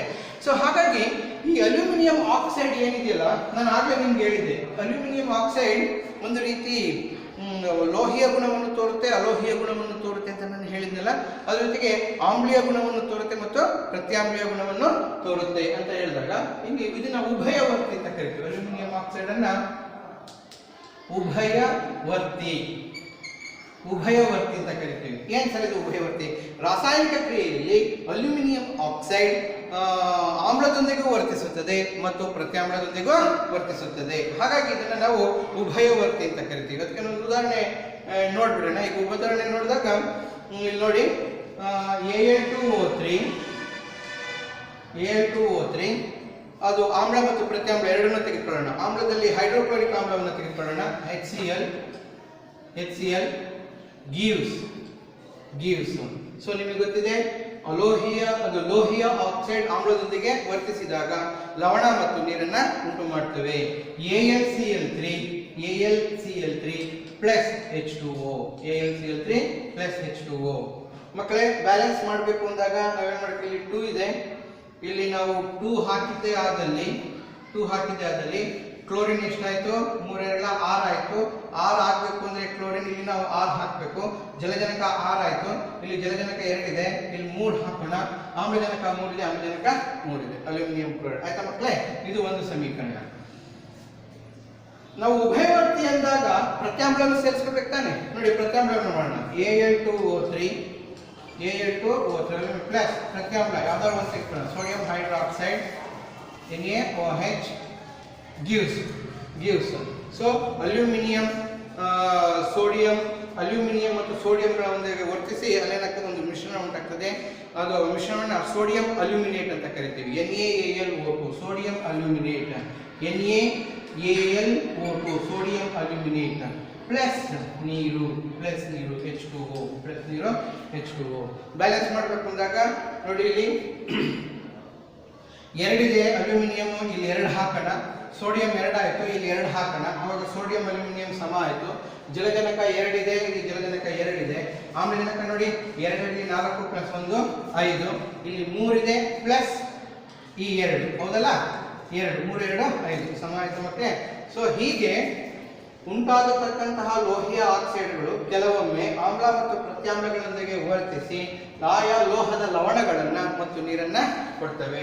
ಮಕ್ಕಳೇ, ಇದು ಒಂದು ಅಂಶದಲ್ಲಿ ನಾವು ಗಮನ ಇಟ್ಟು ಏನು ಹೇಳಬೇಕು ಅಂದ್ರೆ, ಹೆಚ್ಚಿನ ಲೋಹೀಯ ಆಕ್ಸೈಡ್ಗಳು ನೀರಿನಲ್ಲಿ ಕರಗೋದಿಲ್ಲ. ಆದರೆ ಕೆಲವು ಅಷ್ಟೇ ನೀರಿನಲ್ಲಿ ಕರಗೋದು. ಉದಾಹರಣೆ ಸೋಡಿಯಂ ಆಕ್ಸೈಡ್ ತೆಗೆದುಕೊಂಡಿದ್ದೀನಿ ತಾನೆ. ಈ ಸೋಡಿಯಂ ಆಕ್ಸೈಡ್ ಮತ್ತು ಪೊಟ್ಯಾಷಿಯಂ ಆಕ್ಸೈಡ್ ಇವೆರಡು ಏನಾಗ್ತದೆ? ನೀರಿನಲ್ಲಿ ಕರಗುತ್ತೆ. ಯಾಕೆಂದ್ರೆ ಅವು ಹೆಚ್ಚು ಕ್ರಿಯಾಕಾರಿ. ನೋಡಿ, ಈಗ sodium oxide Na2O sodium oxide plus H2O ನೀರಿನಲ್ಲಿ ಕರಗುತ್ತೆ. ಏನು ಕೊಡ್ತದೆ ನಮಗೆ? ಸೋಡಿಯಂ ಹೈಡ್ರಾಕ್ಸೈಡ್ ಅನ್ನ ಕೊಡ್ತದೆ. 2NaOH sodium hydroxide. ಸೊ ಜಲಜನಕ 2 ಇದೆ, ಆಮ್ಲಜನಕ 2 ಇದೆ, ಆಮ್ಲಜನಕ ಸೋಡಿಯಂ 1. ಅಂದ್ರೆ ಕೆಲವು ಕ್ರಿಯಾಕಾರಿ ಲೋಹೀಯ ಆಕ್ಸೈಡ್ಗಳು ಮಾತ್ರ ನೀರಿನಲ್ಲಿ ಕರಗ್ತವೆ. ಇನ್ನು ಹೆಚ್ಚಿನ ಲೋಹೀಯ ಆಕ್ಸೈಡ್ಗಳು ನೀರಿನಲ್ಲಿ ಕರಗೋದಿಲ್ಲ. ಅವು ಹಾಗೆ ಪ್ರಕ್ಷೇಪದ ರೀತಿ ಉಳ್ಕೊಳ್ತವೆ ಕರಗದಂಗೆ. ಅದ್ರ ಜೊತೆಗೆ ಪೊಟ್ಯಾಷಿಯಂ ತೆಗೆದುಕೊಂಡ್ರೆ K2 potassium oxide, potassium sodium ಮತ್ತೆ ಪೊಟ್ಯಾಷಿಯಂ ಆಕ್ಸೈಡ್ ನ K2O ಅಂತ ಕರಿತೀವಿ. K2O plus H2O gives 2KOH potassium hydroxide. ಇವು ಮಾತ್ರ ನೀರಿನಲ್ಲಿ ಕರಗಿ ವಿಲೀನಗೊಂಡು ಪ್ರತ್ಯಾಮ್ಲಗಳನ್ನ ಉಂಟು ಮಾಡ್ತವೆ. ಮಕ್ಕಳೇ, ಒಂದು ಪಾಯಿಂಟ್ ಅನ್ನ ಗಮನದಲ್ಲಿಟ್ಕೊಳ್ಳಿ. ಲೋಹದಿಂದ ಲೋಹೀಯ ಆಕ್ಸೈಡ್ಗಳಿಂದ ಪ್ರತ್ಯಾಮ್ಲ ದೊರೆಯುತ್ತೆ. ಲೋಹಗಳಿಂದ ನಮ್ಗೆ ಯಾವಾಗಲೂ ಪ್ರತ್ಯಾಮ್ಲಗಳೇ ಉಂಟಾಗೋದು. ಆದರೆ ಅಲೋಹ ಅಂತ ಹೇಳಿದಾಗ, ರಾಸಾಯನಿಕ ಅಂದಾಗ ಅಲೋಹಗಳಿಂದ ನಮಗೆ ಆಮ್ಲಗಳು ಉಂಟಾಗ್ತವೆ. ಅದು ಮುಂದೆ ಹೇಳೋಣ. ಅರ್ಥ ಮಕ್ಕಳು? ಇದೊಂದು ಪಾಯಿಂಟ್ ಗಮನದಲ್ಲಿ ಇಟ್ಕೊಂಡ್ರಿ. ಲೋಹಗಳಿಂದ ಪ್ರತ್ಯಾಮ್ಲಗಳು ಉಂಟಾಗ್ತವೆ. ಬೇಸ್ ಬೇಸ್ ಕ್ಷಾರ ಅಂತ ಕರಿತೀವಿ ಲೋಹಗಳಿಂದ. ಅಲೋಹಗಳಿಂದ ನಮಗೆ ಆಮ್ಲಗಳು ಉಂಟಾಗ್ತವೆ, ಆಸಿಡ್ಸ್. ಆಮ್ಲ ಅಂದ್ರೆ ಆಸಿಡ್ಸ್ಗಳು ಉಂಟಾಗ್ತದೆ. ಓಕೆ, ಇದೊಂದು ಪಾಯಿಂಟ್ ನಿಮ್ಮ ಗಮನದಲ್ಲಿ ಇರಲಿ ಮಕ್ಕಳು. ಓಕೆ, ಹೀಗೆ ಲೋಹಗಳು ಗಾಳಿಯೊಂದಿಗೆ ವರ್ತಿಸಿದಾಗ ಲೋಹೀಯ ಆಕ್ಸೈಡ್ಗಳನ್ನು ಕೊಡ್ತವೆ. ಆ ಲೋಹೀಯ ಆಕ್ಸೈಡ್ಗಳ ಜೊತೆಗೆ ಏನಾಗಿರ್ತದೆ, ಕೆಲವು ಕ್ರಿಯಾಕಾರಿ ಲೋಹಗಳು ಲೋಹದ ಹೈಡ್ರಾಕ್ಸೈಡ್ಗಳನ್ನು ಅಥವಾ ಪ್ರತ್ಯಾಮ್ಲಗಳನ್ನು ಕೊಡ್ತವೆ. ಅರ್ಥ ಆಯ್ತಾ ಮಕ್ಕಳೇ? ಸೊ ಇದಾದ್ಮೇಲೆ ಸರ್ ಉಳಿದ ಲೋಹಗಳು ಏನಾಗ್ಬೋದು, ಕೆಲವು ಲೋಹಗಳು ಅಂತ ನೀವು ಕೇಳ್ಬೋದು. ಈಗ ಉದಾಹರಣೆ ಮೆಗ್ನೀಷಿಯಂ, ಅಲ್ಯೂಮಿನಿಯಂ ಮತ್ತು ಸೀಸ ಅಂತವೇನಿದೆ. ಮೆಗ್ನೀಷಿಯಂ ಒಂದು ಬೈ ಒಂದು ನೋಡೋಣ. ಕೆಲವು ರಾಸಾಯನಿಕ ಕ್ರಿಯೆಗಳನ್ನು ಅಷ್ಟಾಗಿ ತೋರ್ಪಡಿಸೋದಿಲ್ಲ. ಮೆಗ್ನೀಷಿಯಂ ಆಗಿರ್ಬೋದು, ತಾಮ್ರ ಆಗಿರ್ಬೋದು, ತಾಮ್ರ, ಸೀಸ ಆಗಿರ್ಬೋದು, ಅದ್ರ ಜೊತೆಗೆ ಸತು ಏನಿದೆ, ಸತು, ಜಡೆನ್ ಇವೆಲ್ಲವೂ ಕೂಡ ಆಮ್ಲಜನಕದೊಂದಿಗೆ ವರ್ತಿಸ್ತವೆ. ವರ್ತಿಸಿ ಲೋಹದ ಆಕ್ಸೈಡ್ ಅನ್ನ ಕೊಡ್ತವೆ. ನೀವು ಮನೆಯಲ್ಲಿ ಪ್ರಾಕ್ಟೀಸ್ ಮಾಡಿ ಇದನ್ನ ಸಮೀಕರಣ ಲೋಹದ ಆಕ್ಸೈಡ್ ಅನ್ನ ಕೊಡ್ತವೆ. ಆದ್ರೆ ನಾನು ನಿಮ್ಗೆ ಏನ್ ಹೇಳಿದ್ದೆ, ಇವು ಕಣಗಳು, ಆ ಲೋಹದ ಕಣಗಳು ಸಂಪೂರ್ಣವಾಗಿ ಪರಿವರ್ತನೆ ಆಗೋದಿಲ್ಲ. ಆ ಲೋಹದ ಕಣಗಳ ಮೇಲೆ ಆಕ್ಸೈಡ್ನ ರಕ್ಷಾ ಕವಚ ಇರ್ತದೆ. ಅರ್ಥ ಆಯ್ತಾ ಮಕ್ಕಳೇ? ಸೊ ಹೀಗೆ ನಾವೇನ್ ಮಾಡ್ತೀವಿ, ಯಾವುದೇ ರೀತಿಯಾದಂತಹ ಕಡಿಮೆ ಕ್ರಿಯಾಕಾರಿಯಾಗಿರ್ತಕ್ಕಂಥ ಲೋಹ ಆಮ್ಲಜನಕದೊಂದಿಗೆ ವರ್ತಿಸಬೇಕು ಅಂದಾಗ ಅಲ್ಲಿ ಏನಾಗುತ್ತೆ, ಸ್ವಲ್ಪ ಶಾಖವನ್ನು ಕೊಟ್ಟಾಗ ಸಂಪೂರ್ಣವಾಗಿ ವರ್ತಿಸೋದಕ್ಕೆ ಹೋಗೋದಿಲ್ಲ. ತನ್ನಷ್ಟಕ್ಕೆ ತಾನೇ ಒಂದು ಆಕ್ಸೈಡ್ನ ರಕ್ಷಾ ಕವಚವನ್ನ ಏನ್ ಮಾಡ್ತದೆ, ರೂಪಿಸಿಕೊಳ್ತದೆ. ಅರ್ಥ ಆಯ್ತಾ ಮಕ್ಕಳ? ಸೊ ಅದಕ್ಕೆ ಇನ್ನೊಂದು ಉದಾಹರಣೆ ನಾವು ಕಬ್ಬಿಣ ನೋಡಿ. ಕಬ್ಬಿಣ ಆಮ್ಲಜನಕದೊಂದಿಗೆ ವರ್ತಿಸ್ತದೆ. ಆಮ್ಲಜನಕದೊಂದಿಗೆ ಶಾಖ ಬೇಕೇ ಬೇಕು ಮಕ್ಕಳ, ಶಾಖ ಬೇಕೇ ಬೇಕು. ಶಾಖವನ್ನು ಕೊಟ್ಟಾಗ ಇಲ್ಲಿ ಸಂಪೂರ್ಣವಾಗಿ ಕಬ್ಬಿಣದ oxide Fe2O3 ferric oxide Fe2O3 ferric oxide ಉಂಟಾಗ್ತದೆ. ದೆನ್ ತಾಮ್ರ ಪ್ಲಸ್ O2 gives CuO, ತಾಮ್ರದ ಆಕ್ಸೈಡ್ ಉಂಟಾಗ್ತದೆ. ಅದಾಯ್ತಲ್ಲ, ತಾಮ್ರದ ಆಕ್ಸೈಡ್ ಉಂಟಾಗ್ತದೆ. 2Fe, ಇಲ್ಲಿ 2 ಹಾಕಿದ್ರೆ ಇಲ್ಲಿ 4 ಹಾಕೋಣ, 4 ಇಲ್ಲಿ 3 ಹಾಕೋಣ, 2 4 4Fe, 3 6 Cu plus O2 gives 2CuO. ವ್ಯತ್ಯಾಸ ಏನು ಸರ್? ಕ್ರಿಯೆ ನಡೆದಿದೆ, ಆಕ್ಸೈಡ್ ಕ್ರಿಯೆ ನಡೆದಿದೆ. ವ್ಯತ್ಯಾಸ ಏನಂದ್ರೆ Fe2O3 ಏನಿದೆಯಲ್ಲ, ಕಬ್ಬಿಣದ ಆಕ್ಸೈಡ್, ಫೆರಿಕ್ ಆಕ್ಸೈಡ್ ಸಂಪೂರ್ಣವಾಗಿ ಪರಿವರ್ತನೆ ಆಗ್ತದೆ, ಆಕ್ಸೈಡ್ ಆಗಿ ಪರಿವರ್ತನೆ. ಆದರೆ ಇದಿದೆಯಲ್ಲ ತಾಮ್ರದ ಆಕ್ಸೈಡ್ ಸಂಪೂರ್ಣವಾಗಿ ಪರಿವರ್ತನೆ ಆಗೋದಿಲ್ಲ. ತಾಮ್ರದ ಕಣಗಳ ಮೇಲೆ ಏನಾಗ್ತದೆ, ತಾಮ್ರದ ಆಕ್ಸೈಡ್ನ ಕವಚ ನಿರ್ಮಾಣ ಆಗುತ್ತೆ. ಈ ರೀತಿ ನಾವು ಕ್ರಿಯಾಕಾರತ್ವದಲ್ಲಿ ಲೋಹಗಳಲ್ಲಿ ಎಲ್ಲ ಲೋಹಗಳು ಒಂದೇ ರೀತಿಯಾದಂತಹ ರಾಸಾಯನಿಕ ಕ್ರಿಯೆಯನ್ನ ತೋರೋದಿಲ್ಲ, ಅವುಗಳಲ್ಲಿ ಭಿನ್ನತೆ ಇರುತ್ತೆ ಎಂಬ ಅಂಶವನ್ನು ನಾವು ಗಮನಿಸ್ತೀವಿ. ಅರ್ಥ ಆಯ್ತಾ ಮಕ್ಕಳೇ? ಸೊ ಓಕೆ, ಅದು ಒಂದು ಅಂಶ. ಇನ್ನ ನೆಕ್ಸ್ಟ್ ನೋಡೋಣ, ಲೋಹಗಳ ಬೇರೆ ಬೇರೆ ಸಂಯುಕ್ತಗಳೊಂದಿಗೆ, ನೀರಿನೊಂದಿಗೆ ಹೇಗೆ ವರ್ತಿಸ್ತವೆ, ಆಮ್ಲಗಳೊಂದಿಗೆ ಹೇಗೆ ವರ್ತಿಸ್ತೇವೆ ಅನ್ನೋದನ್ನ ಒನ್ ಬೈ ಒನ್ ನೋಡೋಣ. ಈಗ ನೆಕ್ಸ್ಟ್ ಆಮ್ಲಜನಕದೊಂದಿಗೆ ಆದ್ಮೇಲೆ ಲೋಹ ಮತ್ತು ನೀರಿನ ವರ್ತನೆ ಹೇಗಿರುತ್ತೆ ಅನ್ನೋದನ್ನ ನೋಡೋಣ. ಲೋಹಗಳು ನೀರಿನೊಂದಿಗೆ ವರ್ತನೆ, ಲೋಹಗಳು ನೀರಿನೊಂದಿಗೆ ವರ್ತನೆ ಹೇಗಿರುತ್ತೆ ಅನ್ನೋದನ್ನ ನೋಡೋಣ. ಲೋಹಗಳ ನೀರಿನೊಂದಿಗೆ ವರ್ತನೆ. ಸೊ ಇದು ಕೂಡ ಭಿನ್ನತೆನೆ. ಕ್ರಿಯಾಕಾರಿ, ಮಧ್ಯಮ ಕ್ರಿಯಾಕಾರಿ ಮತ್ತು ಕ್ರಿಯಾಕಾರತ್ವ ಕಡಿಮೆ ಅಂತ ಮಾಡ್ತೀವಿ. ನಾವೇನು ಕ್ರಿಯಾಕಾರತ್ವದ ಪಟ್ಟಿ ನೋಡಿದ್ವಲ್ಲ, ಆ ಪಟ್ಟಿನಲ್ಲಿ ಹೆಚ್ಚು ಕ್ರಿಯಾಕಾರಿ, ಮಧ್ಯಮ ಕ್ರಿಯಾಕಾರಿ ಮತ್ತು ಕಡಿಮೆ ಕ್ರಿಯಾಕಾರಿ, ಆ ರೀತಿ ವಿಂಗಡಣೆ ಮಾಡ್ತೀವಿ. ಹೇಗೆ ಅನ್ನೋದನ್ನ ಒನ್ ಬೈ ಒನ್ ನಿಮಗೆಲ್ಲ ಗೊತ್ತಿದೆ. ಅತ್ಯಂತ ಹೆಚ್ಚು ಕ್ರಿಯಾಕಾರಿಗಳ ಲೋಹಗಳ ಕ್ರಿಯಾಕಾರತ್ವ ಚೆನ್ನಾಗಿರ್ತದೆ. ಸೋಡಿಯಂ ತೆಗೆದುಕೊಳ್ಳಿ, ಪೊಟ್ಯಾಷಿಯಂ ಬಹಳ ಫಾಸ್ಟ್ ಆಗಿರ್ತದೆ. ಸೊ ಈಗ ಮೊದಲನೇದಾಗಿ ನೋಡೋಣ. ಮೊದಲನೆಯದಾಗಿ ಹೆಚ್ಚು ಕ್ರಿಯಾಕಾರಿ ಕಾರತ್ವವನ್ನು ಹೊಂದಿರತಕ್ಕಂಥ ಪೊಟ್ಯಾಷಿಯಂ ನೀರಿನೊಂದಿಗೆ ವರ್ತಿಸಿದಾಗ H2O, potassium hydroxide KOH, potassium hydroxide plus ಜಲಜನಕ ಬಿಡುಗಡೆ ಆಗ್ತದೆ. ಒಂದು ಕಾಮನ್ ಆಗಿ ಹೇಳಬೇಕು ಅಂದ್ರೆ ಮಕ್ಕಳೇ, ಲೋಹಗಳು ನೀರಿನೊಂದಿಗೆ ವರ್ತಿಸಿದಾಗ ಜಲಜನಕವನ್ನು ಬಿಡುಗಡೆ ಮಾಡ್ತೇವೆ ಅನ್ನೋದು ಒಂದು ಕಾಮನ್ ಡೈಲಾಗ್. ಅರ್ಥ ಆಯ್ತಲ್ಲ. ಸೊ ಅದೇ ರೀತಿ ಬ್ಯಾಲೆನ್ಸ್ ಮಾಡ್ಬಿಟ್ಟು ಮುಂದಕ್ಕೆ ಹೋಗೋಣ. ನೋಡಿ, ಜಲಜನಕ 2 ಇದೆ, ಇಲ್ಲಿ ಜಲಜನಕ 2 ಮಾಡ್ಕೊಳ್ಳೋಣ. ಅವಾಗ ಪೊಟ್ಯಾಷಿಯಂ ಕೂಡ 2 ಆಗ್ತದೆ, ಪೊಟ್ಯಾಷಿಯಂ ಕೂಡ 2 ಆಗ್ತದೆ. ಸೊ ಅವಾಗ ಇಲ್ಲಿ ಜಲಜನಕ ಇಲ್ಲಿ 2 2 4 ಆಯ್ತು, ಬಟ್ ಇಲ್ಲಿ 2 ಇದೆ, ಇಲ್ಲಿ 2 ಹಾಕೋಣ. ಅವಾಗ ಬ್ಯಾಲೆನ್ಸ್ ಆಯ್ತು, 2 2 4. ಆಮ್ಲಜನಕನು ಕೂಡ 2 ಆಯ್ತು. ಒಂದು ರೀತಿ ಆಯ್ತಾ ಮಕ್ಕಳೇ.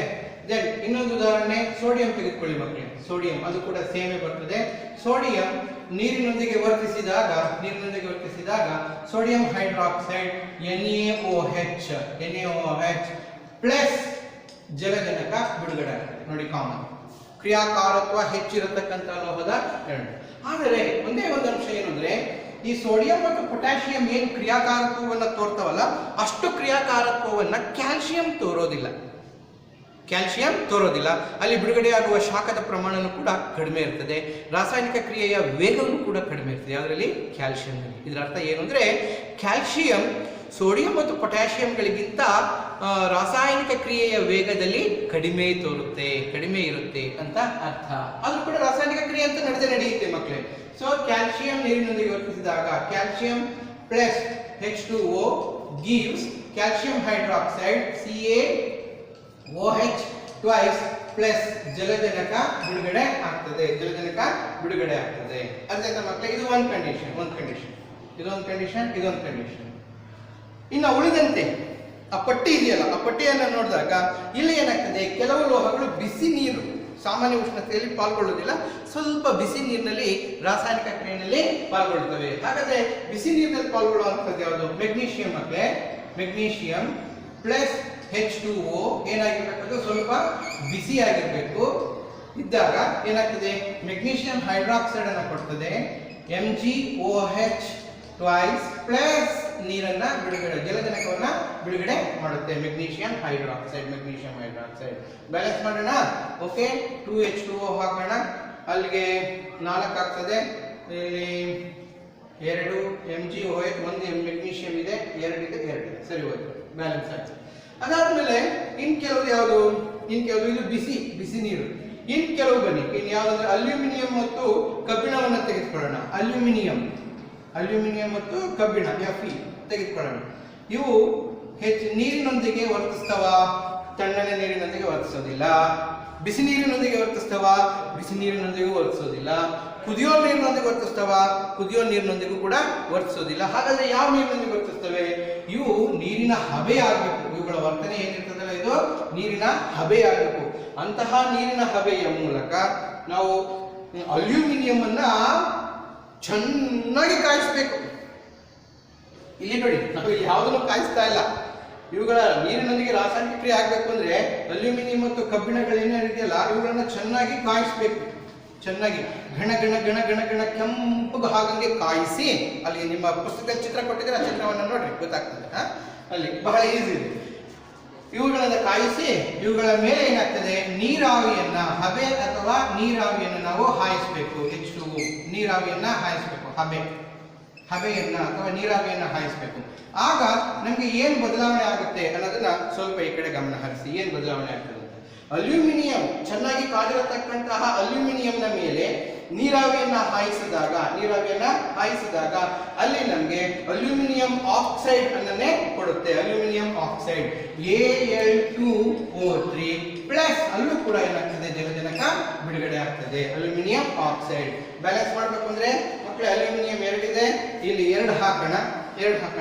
ಅದ್ರ ಜೊತೆಗೆ ಆಮ್ಲಜನಕ 3 ಇದೆ, ಅಲ್ಲಿ 3 ಇದೆ. ಇಲ್ಲಿ ಎಷ್ಟು ಬಂತು? 3 ಬರಬೇಕು ಅಂದ್ರೆ ಇಲ್ಲಿ 3 ಹಾಕಿದ್ರೆ 3 2 6 ಆಯ್ತು. ಇಲ್ಲಿ ನಾವು 3 ಹಾಕೋಣ, 3 2 6 ಬ್ಯಾಲೆನ್ಸ್ ಆಯ್ತು ಮಕ್ಕಳೇ. ಇನ್ನು ಕಬ್ಬಿಣಕ್ಕೆ ಬಂದ್ರೆ, ಕಬ್ಬಿಣವು ನೀರಿನೊಂದಿಗೆ ವರ್ತಿಸಿದಾಗ ಫೆರಸೋಫೆರಿಕ್ ಆಕ್ಸೈಡ್ Fe3O4 ಪ್ಲಸ್ ಜಲಜನಕ ಬಿಡುಗಡೆ ಆಗ್ತದೆ ಮಕ್ಕಳೇ. ಸೊ ಹಾಗಾಗಿ ಏನಾಗ್ತದೆ, ಕಬ್ಬಿಣ ಮತ್ತು ನೀರು, ಇಲ್ಲೂ ಕೂಡ ಅಷ್ಟೇ ಕಬ್ಬಿಣನ ಕಾಯಿಸಬೇಕು. ಇನ್ನ ಬ್ಯಾಲೆನ್ಸ್ ಮಾಡಕ್ ಹೋದಾಗ ಕಬ್ಬಿಣ ಎಷ್ಟಿದೆ ಮಕ್ಕಳೇ? 3 ಇದೆ. ಸೊ ಇಲ್ಲಿ ಕಬ್ಬಿಣ ಎಷ್ಟು ಹಾಕೋಣ? 3 ಹಾಕೋಣ. ಜಲಜನಕ ಎಷ್ಟು? ಆದ್ರೆ ಆಮ್ಲಜನಕ ಎಷ್ಟಿದೆ? 4 ಇದೆ ಮಕ್ಕಳೇ. ಹಾಗಾಗಿ ಆಮ್ಲಜನಕವನ್ನು ನಾವು ಎಷ್ಟು ಹಾಕಬೇಕಾಗ್ತದೆ? 4 ಹಾಕಬೇಕಾಗ್ತದೆ. ಬಟ್ ಜಲಜನಕ 4 8 ಆಯ್ತು. ಬಟ್ ಇಲ್ಲಿ 8 ಆಗ್ಬೇಕು, ನಿಮ್ಗೆ ಎಷ್ಟು ಹಾಕ್ಬೇಕು? ಅದೇ ತರ ಬ್ಯಾಲೆನ್ಸ್ ಆಯ್ತು ಮಕ್ಕಳೇ. ನೋಡಿ ವ್ಯತ್ಯಾಸ, ನೋಡಿ ಹೇಗಿರ್ತದೆ ವ್ಯತ್ಯಾಸ. ಹೆಚ್ಚು ಕ್ರಿಯಾಕಾರಿ ಅವಕ್ಕಿಂತ ಸ್ವಲ್ಪ, ಅದಕ್ಕಿಂತಲೂ ಕಡಿಮೆ ಕ್ರಿಯಾಕಾರಿ. ಅದಕ್ಕೋಸ್ಕರ ಬಿಸಿ ನೀರು ಬೇಕು. ಆದರೆ ಅಲ್ಯೂಮಿನಿಯಂ ಮತ್ತು ಕಬ್ಬಿಣಗಳು ಅವುಗಳನ್ನೇ ಕಾಯಿಸಿ ಅವುಗಳನ್ನ ನೀರಾವಿ ಮೇಲೆ ಹಾಯಿಸಬೇಕು. ಬಹಳ ಕೇರ್ಫುಲ್ ಆಗಿರ್ಬೇಕು ಮಕ್ಕಳಿಗೆ ಈ ಎಕ್ಸ್ಪೆರಿಮೆಂಟ್ ಅನ್ನ ಮಾಡಬೇಕಾದ್ರೆ. ಒಂದೊಂದ್ಸರಿ ಸಿಡಿದು ಬಿಡ್ತದೆ. ಅದಕ್ಕೋಸ್ಕರನೇ ಕಾದಿರತಕ್ಕಂಥ ಲೋಹದ ಮೇಲೆ ಯಾವುದೇ ಕಾರಣಕ್ಕೂ ತಕ್ಷಣ ನೀರನ್ನು ಸುರಿಬಾರ್ದು. ಢಮ್ ಠಪ್ ಅಂತ ಸೌಂಡ್ ಬಂದು ಅದು ನಮ್ಗೇನಾಗ್ತದೆ, ತೊಂದರೆಯನ್ನ ಉಂಟು ಮಾಡ್ತದೆ. ಸೊ ಆ ಒಂದು ಕಾರಣಕ್ಕೆ. ಇನ್ನು ಉಳಿದಂತೆ ಯಾವುದಿದೆ, ಸೀಸ ಇದೆ, ಪಿ ಬಿ ಇದೆ, ಅದು ಕೂಡ ಕ್ರಿಯಾಕಾರಿಯಲ್ಲಿ ಪಾಲ್ಗೊಳ್ಳೋದಿಲ್ಲ. ತಾಮ್ರ ಇದೆ, ಸಿಯು, AG ಇದೆ, AU ಇದೆ. ಇವೇನಿದೆ ಇವು ಎಂಥ ಪರಿಸ್ಥಿತಿಯಲ್ಲೂ ಕೂಡ ನೀರಿನ ಹಬೆಯಲ್ಲಾದ್ರೂ ಕೂಡ ಆಗಿರ್ಬೋದು, ಬಿಸಿ ನೀರಿನಲ್ಲಾಗಿರ್ಬೋದು, ತಣ್ಣೀರಿನಲ್ಲಾಗಿರ್ಬೋದು, ವಾತಾವರಣದ ತೇವಾಂಶದಲ್ಲಾಗಿರ್ಬೋದು ಕೂಡ ಇವು ರಾಸಾಯನಿಕ ಕ್ರಿಯೆಯನ್ನ ತೋರುವುದಿಲ್ಲ. ಮಕ್ಕಳೇ, ಏನೇ ಆಗಲಿ ನಮಗೆ ಒಂದು ರಾಸಾಯನಿಕ ಕ್ರಿಯೆಯನ್ನು ನಾವು ಗಮನಿಸಿದಾಗ, ಸ್ವಲ್ಪ ಗಮನಿಸಿ, ಲೋಹಗಳು ನೀರಿನೊಂದಿಗೆ ವರ್ತಿಸಿದಾಗ ಒಂದು ಜನರಲೈಸೇಷನ್ ಮಾಡ್ಬೋದು. ಏನು ಜನರಲೈಸೇಷನ್? ಲೋಹಗಳು ನೀರಿನೊಂದಿಗೆ ವರ್ತಿಸಿದಾಗ ಸಾಮಾನ್ಯವಾಗಿ ಏನು ಬಿಡುಗಡೆ ಆಗ್ತದೆ ಅಂದಾಗ ಜಲಜನಕ ಬಿಡುಗಡೆ ಆಗ್ತದೆ. ಆ ವರ್ತನೆಯ ರೀತಿ ಇರ್ತದಲ್ಲ, ಅಲ್ಲಿ ನಾವು ವ್ಯತ್ಯಾಸವನ್ನ ಕಾಣ್ತೀವಿ. ಕೆಲವು ಲೋಹಗಳಿಗೆ ಸಾಮಾನ್ಯ ಕೊಠಡಿಯ ಉಷ್ಣತೆಯ ನೀರು ಸಾಕು. ಇನ್ ಕೆಲವು ಲೋಹಗಳಿಗೆ ಸ್ವಲ್ಪ ಬಿಸಿ ನೀರು ಬೇಕು. ಇನ್ ಕೆಲವು ಲೋಹಗಳಿಗೆ ಏನಾಗಿರ್ತದೆ, ನೀರಾವಿ ಬೇಕು. ಈ ನೀರಾವಿಯಿಂದ ಏನಾಗ್ತದೆ, ಹೆಚ್ಚಿನ ಪ್ರಮಾಣದ ರಾಸಾಯನಿಕ ಕ್ರಿಯೆಯನ್ನು ಹೊಂದಿ ಏನಾಗ್ತದೆ, ಜಲಜನಕ ಮತ್ತು ಲೋಹೀಯ ಆಕ್ಸೈಡ್ಗಳನ್ನ ಕೊಡ್ತವೆ. ಇನ್ನು ಉಳಿದಂಗೆ ನಾವು ಸೀಸ, ತಾಮ್ರ, ಬೆಳ್ಳಿ, ಚಿನ್ನ ಇವೆಲ್ಲ ಏನಿದೆ ಇವು ಸಾಮಾನ್ಯವಾಗಿ ನೀರಿನಲ್ಲಿ ರಾಸಾಯನಿಕ ಕ್ರಿಯೆಯೊಂದಿಗೆ ಪಾಲ್ಗೊಳ್ಳುವುದಿಲ್ಲ. ಅರ್ಥ ಆಯ್ತಾ ಮಕ್ಕಳೇ? ಇದಾದ ಮೇಲೆ ನೆಕ್ಸ್ಟ್ ಇನ್ನೊಂದು ಅಂಶಕ್ಕೆ ಹೋಗೋಣ ಮಕ್ಕಳೇ. ಲೋಹಗಳು ನೀರಿನೊಂದಿಗೆ ವರ್ತಿಸಿದಾದ್ಮೇಲೆ ಲೋಹಗಳು ಆಮ್ಲಗಳೊಂದಿಗೆ ಹೇಗೆ ವರ್ತಿಸ್ತದೆ ಅನ್ನೋದನ್ನ ಸ್ವಲ್ಪ ನೋಡೋಣ. ಆಮ್ಲಗಳು, ಲೋಹ ಮತ್ತು ಆಮ್ಲಗಳು. ಮಕ್ಕಳೇ, ಕೆಲವು ಆಮ್ಲಗಳು ನಿಮ್ಮ ಗಮನದಲ್ಲಿ ಇರಬೇಕು. ಏಕೆಂದ್ರೆ ನೀವು PUC ಹೋದ್ರೂ ಕೂಡ ಆಮ್ಲಗಳು ನಿಮಗೆ ಅವುಗಳ ಸೂತ್ರ ಮತ್ತು ಅವುಗಳ ಬಗ್ಗೆ ತಿಳ್ಕೊಂಡಿರ್ಬೇಕು. ಅದರಲ್ಲಿ ಹೈಡ್ರೋಕ್ಲೋರಿಕ್ ಆಮ್ಲ HCl, ನೈಟ್ರಿಕ್ ಆಮ್ಲ HNO3, ಸಲ್ಫ್ಯೂರಿಕ್ ಆಮ್ಲ H2SO4, ಆಮೇಲೆ ಕಾರ್ಬಾನಿಕ್ ಆಮ್ಲ H2CO3. ಅದ್ರ ಜೊತೆಗೆ ವೀಕ್ ಆಸಿಡ್ಸ್ ಅಂತ ಕರಿತೀವಿ. ಯಾವುದು? ಅಸಿಟಿಕ್ ಆಮ್ಲ CH3COOH. ಇನ್ನು ಕೆಲವು ಅಮೈನೋ ಆಮ್ಲಗಳೆಲ್ಲವೂ ಬರ್ತವೆ. ಈ ಅಮೈನೋ ಆಮ್ಲಗಳು ಮತ್ತು ಉಳಿದ ಆಮ್ಲಗಳ ಬಗ್ಗೆ ಹೆಚ್ಚಿನ ಮಾಹಿತಿ ನಿಮಗೆ ಇರಬೇಕು ಮಕ್ಕಳೇ. ಗೊತ್ತಾಯ್ತಾ? ಈಗ ಒನ್ ಬೈ ಒನ್ ತಿಳ್ಕೊಳ್ಳೋಣ. ಯಾವುದು? ಲೋಹಗಳು ಆಮ್ಲಗಳೊಂದಿಗೆ ಹೇಗೆ ವರ್ತಿಸ್ತವೆ ಅನ್ನೋದನ್ನ. ಲೋಹಗಳು ಮತ್ತು ಆಮ್ಲಗಳು ಇವು ಹೇಗೆ ವರ್ತನೆ ಮಾಡ್ತವೆ ಅನ್ನೋದನ್ನ ನೋಡೋಣ. ಲೋಹಗಳು ಮತ್ತು ಆಮ್ಲಗಳ ವರ್ತನೆ ಅಂತ ಹಾಕ್ತಾರೆ. ಲೋಹಗಳು ಮತ್ತು ಆಮ್ಲಗಳ ವರ್ತನೆ ಹೇಗಿರುತ್ತೆ ಅನ್ನೋದನ್ನ ಸ್ವಲ್ಪ ಗಮನ ಹರಿಸೋಣ. ಲೋಹ ಮತ್ತು ಆಮ್ಲಗಳ ಮಕ್ಕಳೇ, ಸಾಮಾನ್ಯವಾಗಿ ನಾವು ರಾಸಾಯನಿಕ ಕ್ರಿಯೆಗಳನ್ನ ಮಾಡಬೇಕಾದರೆ ಸ್ಟ್ರಾಂಗ್ ಆಸಿಡ್ಸ್ ಅನ್ನ ಬಳಸೋದಿಲ್ಲ ಎಲ್ಲ ಕಡೆನೂ. ನಮ್ಮ ಒಂದು ಇದರಲ್ಲಿ ಅರ್ಥ ಆಯ್ತಾ ಮಕ್ಕಳೇ? PUC ಹೋದಾಗಲೂ ಅಷ್ಟೇ, ಡಿಗ್ರಿನಲ್ಲೂ ಅಷ್ಟೇ. ಸಾಮಾನ್ಯವಾಗಿ ರಾಸಾಯನಿಕ ಕ್ರಿಯೆಗಳನ್ನು ಜರುಗಿಸೋದಕ್ಕೆ ನಾವೇನು ಮಾಡ್ತೀವಿ, ವೀಕ್ ಆಸಿಡ್ಸ್ ಅಂತ ಕರಿತೀವಿ. ದುರ್ಬಲ ಆಮ್ಲಗಳನ್ನು ನಾವು ಬಳಸ್ತೀವಿ. ಅರ್ಥ ಆಯ್ತಾ? ಒಂದು ಅಂಶ ನಿಮಗೆ ಗಮನದಲ್ಲಿರಲಿ. ಸ್ಟ್ರಾಂಗ್ ಆಸಿಡ್ ಅಂದರೆ ಪ್ರಬಲ ಆಮ್ಲ ಅಂದರೆ ಅದರಲ್ಲಿ ನೀರಿನ ಅಂಶ 99.9% ಕಡಿಮೆ ಇರ್ತದೆ. 99.9% ನೀರಿನ ಅಂಶ ಕಡಿಮೆ ಇರ್ತದೆ. ಹಾಗಾಗಿ ಅದು ಸ್ಟ್ರಾಂಗ್ ಆಗಿರ್ತದೆ. ದುರ್ಬಲ ಅಂದಾಗ ಅದರಲ್ಲಿ ನೀರಿನ ಅಂಶ ಇರ್ತದೆ. ಅರ್ಥ ಆಯ್ತಾ ಮಕ್ಕಳೇ? ಹಾಗಾಗಿ ಸ್ಟ್ರಾಂಗ್ ಆಸಿಡ್ ಸಹವಾಸಕ್ಕೆ ಹೋಗಬೇಡಿ. ನೀವೇನಾದ್ರು ಒಂದು ಹನಿ ಸ್ಟ್ರಾಂಗ್ ಆಸಿಡನ್ನು ಚರ್ಮದ ಮೇಲೆ ಬಿಟ್ಕೊಂಡೆ ಆದರೆ ಅಥವಾ ಬಟ್ಟೆ ಮೇಲೆ ಬಿಟ್ಕೊಂಡೆ ಆದರೆ ಸುಟ್ಟೋಗ್ಬಿಡ್ತದೆ. ಅದೇ ವೀಕ್ ಆಸಿಡ್ ಏನಿದೆ, ದುರ್ಬಲ ಆಮ್ಲ, ಸ್ವಲ್ಪ ಏನು ಆಗೋದಿಲ್ಲ, ಸ್ವಲ್ಪ ಚುರು ಅಂದಂಗೆ ಆಗುತ್ತೆ. ಅಷ್ಟೊತ್ತಿಗೆ ನಾವು ಇದನ್ನ ಹೋಗ್ಲಾಡಿಸ್ಕೋಬಹುದು, ಆಮ್ಲೀಯತೆಯನ್ನು ಹೋಗ್ಲಾಡಿಸ್ಕೋಬಹುದು. ಇಲ್ಲೂ ಅಷ್ಟೇ ಮಕ್ಕಳೇ, ನಾವು ಆಮ್ಲಗಳ ವರ್ತನೆ ಅಂದಾಗ ಹೆಚ್ಚಿನದಾಗಿ ನಾವು ಬಳಸತಕ್ಕಂಥ ಆಮ್ಲಗಳಂದ್ರೆ ಸಾರರಿಕ್ತ, ದುರ್ಬಲ, ಸಾರರಿಕ್ತ. ಇದು ಗಮನದಲ್ಲಿ ಸಾರರಿಕ್ತ, ದುರ್ಬಲ ಆಮ್ಲಗಳನ್ನು ನಾವು ಬಳಸ್ತೀವಿ ಅಂತ. ಈಗ ಮೊದಲನೇದಾಗಿ ನೋಡೋಣ ಏನೇನು ಬರ್ತದೆ ಅನ್ನೋದನ್ನ. ಒಂದು ಲೋಹವನ್ನು ತೆಗೆದುಕೊಳ್ಳೋಣ, ಒಂದು ಆಮ್ಲವನ್ನು ತೆಗೆದುಕೊಳ್ಳೋಣ, ಅದರ ವರ್ತನೆಯನ್ನ ನೋಡೋಣ. ಲೋಹವಾಗಿ ಮೊದಲನೆಯದಾಗಿ ನಾವು ಸೋಡಿಯಂ, ಯಾಕೆಂದ್ರೆ ಕ್ರಿಯಾಕಾರಿ ಅಲ್ವಾ, ಹಾಗಾಗಿ ಸೋಡಿಯಂನ ತೆಗೆದುಕೊಂಡ್ಬಿಡೋಣ. ಸೋಡಿಯಂ HNO3 ಆಗಿರ್ಬೋದು, HCl ಆಗಿರ್ಬೋದು, ಅಥವಾ H2SO4 ಆಗಿರ್ಬೋದು, ಯಾವುದಾದ್ರೂ ಆಗಿರ್ಬೋದು. ಅರ್ಥ ಆಯ್ತಲ್ಲ? ಸೊ HCl ಕ್ರಿಯಾಕಾರಿ ಹೈಡ್ರೋಕ್ಲೋರಿಕ್ ಆಮ್ಲದೊಂದಿಗೆ ವರ್ತಿಸಿದಾಗ ಇಲ್ಲಿ ನಮಗೆ ಜಲಜನಕ ಬಿಡುಗಡೆ ಆಗ್ತದೆ. ಆದರೆ ಕೆಲವೊಮ್ಮೆ ಏನಾಗ್ತದೆ, ಜಲಜನಕ ಜೊತೆಗೆ ಇಲ್ಲಿ ಎರಡು ರೀತಿಯ ವರ್ತನೆಯನ್ನು ಕಾಣ್ತೀವಿ. ಕೆಲವು ಲೋಹಗಳು ಕ್ರಿಯಾಕಾರತ್ವವನ್ನ ಸಾರಯುಕ್ತ ಆಮ್ಲಗಳೊಂದಿಗೆ ತೋರ್ತವೆ, ಇನ್ನು ಕೆಲವು ಆ ಕ್ರಿಯಾಕಾರತ್ವವನ್ನ ತೋರೋದಿಲ್ಲ. ಅರ್ಥಾಯ್ತಾ ಮಕ್ಕಳೇ? ಈಗ ಇಲ್ಲಿ ಉದಾಹರಣೆ ನೋಡೋಣ. NaCl sodium chloride plus H2 ಅಂದಾಗ ಇಲ್ಲಿ ಜಲಜನಕ 2 ಇದೆ, ಇಲ್ಲಿ 2 ಹಾಕೋಣ, ಇಲ್ಲಿ 2 ಹಾಕೋಣ, ಇಲ್ಲಿ 2 ಹಾಕೋಣ, ಹೌದಲ್ಲ? ಬಟ್ ಮಕ್ಕಳೇ, ನಾನು ನಿಮ್ಗೆ ಏನು ಹೇಳಿದ್ದೆ? ಸೋಡಿಯಂ ಹೆಚ್ಚು ಕ್ರಿಯಾಕಾರಿ, ಅದ್ರ ಜೊತೆಗೆ ಹೈಡ್ರೋಕ್ಲೋರಿಕ್ ಆಮ್ಲನು ಕೂಡ ಹೆಚ್ಚು ಸಾರರಿಕ್ತ ಇದ್ರೂ ಕೂಡ ಕ್ರಿಯಾಕಾರಿ. ಈ ಒಂದು ಕ್ರಿಯೆಯನ್ನು ನಡೆಸೋದು ಸ್ವಲ್ಪ ಕಷ್ಟ. ಯಾಕೆಂದ್ರೆ ಈ ಕ್ರಿಯೆ ನಡೆಸಬೇಕಾದ್ರೆ ಹೆಚ್ಚಿನ ಪ್ರಮಾಣದ ಶಾಖ ಬಿಡುಗಡೆ ಆಗ್ತದೆ, ಸ್ವಲ್ಪ ಅಪಘಾತಗಳು ಕೂಡ ಉಂಟಾಗುವಂಥ ಚಾನ್ಸಸ್ ಇರ್ತದೆ. ಹಾಗಾಗಿ ಇದ್ರ ಟೆಸ್ಟ್ ಅನ್ನ ಮಾಡೋದಕ್ಕೆ ಹೋಗೋದಿಲ್ಲ. ಒಂದು ಮಿತವ್ಯಯದಲ್ಲಿ ನಾವು ಟೆಸ್ಟ್ ಅನ್ನ ಮಾಡ್ತೀವಿ. ಹಾಗಾದ್ರೆ ನೋಡೋಣ ಹೇಗೆ ಅನ್ನೋದನ್ನ. ರಾಸಾಯನಿಕ ಕ್ರಿಯೆ ಜರುಗುತ್ತೆ ಮಕ್ಕಳೇ, ಆದರೆ ಪ್ರಾಯೋಗಿಕವಾಗಿ ಪ್ರಯೋಗಶಾಲೆಯಲ್ಲಿ ನಾವು ರಾಸಾಯನಿಕ ಕ್ರಿಯೆಗಳನ್ನು ಜರುಗಿಸಬೇಕಾದ್ರೆ ಕೆಲವು ಲೋಹಗಳನ್ನು ತೆಗೆದುಕೊಳ್ತೀವಿ. ಅದರಲ್ಲಿ ಮೆಗ್ನೀಷಿಯಂ ಒಂದನ್ನು ತೆಗೆದುಕೊಳ್ತೀವಿ, ಮೆಗ್ನೀಷಿಯಂ, ಅಲ್ಯೂಮಿನಿಯಂ ಅನ್ನು ತೆಗೆದುಕೊಳ್ತೀವಿ, ಅದರ ಜೊತೆಗೆ ಸತುವನ್ನು ತೆಗೆದುಕೊಳ್ತೀವಿ, ಸತು, ಅದರ ಜೊತೆಗೆ ಕಬ್ಬಿಣ ಮತ್ತು ಮ್ಯಾಂಗನೀಸ್ ಇವನ್ನ ತೆಗೆದುಕೊಳ್ತೀವಿ. ನಾವು ಅದಕ್ಕೆ ಸಾರರಿಕ್ತ ಯಾವ್ದನ್ನು ತೆಗೆದುಕೋಬಹುದು? ನಾವು ಹೈಡ್ರೋಕ್ಲೋರಿಕ್ ಆಮ್ಲವನ್ನೇ ತೆಗೆದುಕೊಳ್ಳೋಣ. ಸಾಮಾನ್ಯವಾಗಿ HCl ಹೈಡ್ರೋಕ್ಲೋರಿಕ್ ಆಮ್ಲ ಪ್ಲಸ್ ಹೈಡ್ರೋಕ್ಲೋರಿಕ್ ಆಮ್ಲ ಪ್ಲಸ್ ಹೈಡ್ರೋಕ್ಲೋರಿಕ್ ಆಮ್ಲ. ನೀವು H2SO4 ತಗೋಬಹುದು, ತಪ್ಪೇನಿಲ್ಲ. ಹೈಡ್ರೋಕ್ಲೋರಿಕ್ ಆಮ್ಲ ಪ್ಲಸ್ ಹೈಡ್ರೋಕ್ಲೋರಿಕ್ ಆಮ್ಲ ಏನಾಗ್ತದೆ? ಇದರಲ್ಲೂ ಕೂಡ ಕಂಡೀಷನ್ ಅನ್ನು ಬರೆದ್ಬಿಟ್ಟಿದ್ದೀನಿ, ಸಾರರಿಕ್ತ ಅಂತ. ಸೊ ಹಾಗಾಗಿ ಬರತಕ್ಕಂಥದ್ದೇನು ನಾವು ಕಣ್ಣಿಂದ ನೋಡ್ಬೋದು ಮಕ್ಕಳೇ. ಇಲ್ಲಿ ಯಾವುದೇ ರೀತಿಯಾದಂಥ ಅಪಘಾತಗಳೆಲ್ಲ ಕಣ್ಣಿನಿಂದ ನೋಡಬಹುದು. ಬಿಡುಗಡೆ ಆಗತಕ್ಕಂಥದ್ದು ಮೆಗ್ನೀಷಿಯಂ ಕ್ಲೋರೈಡ್ MgCl2 ಪ್ಲಸ್ ಜಲಜನಕ ಬಿಡುಗಡೆ ಆಗ್ತದೆ, ಜಲಜನಕ.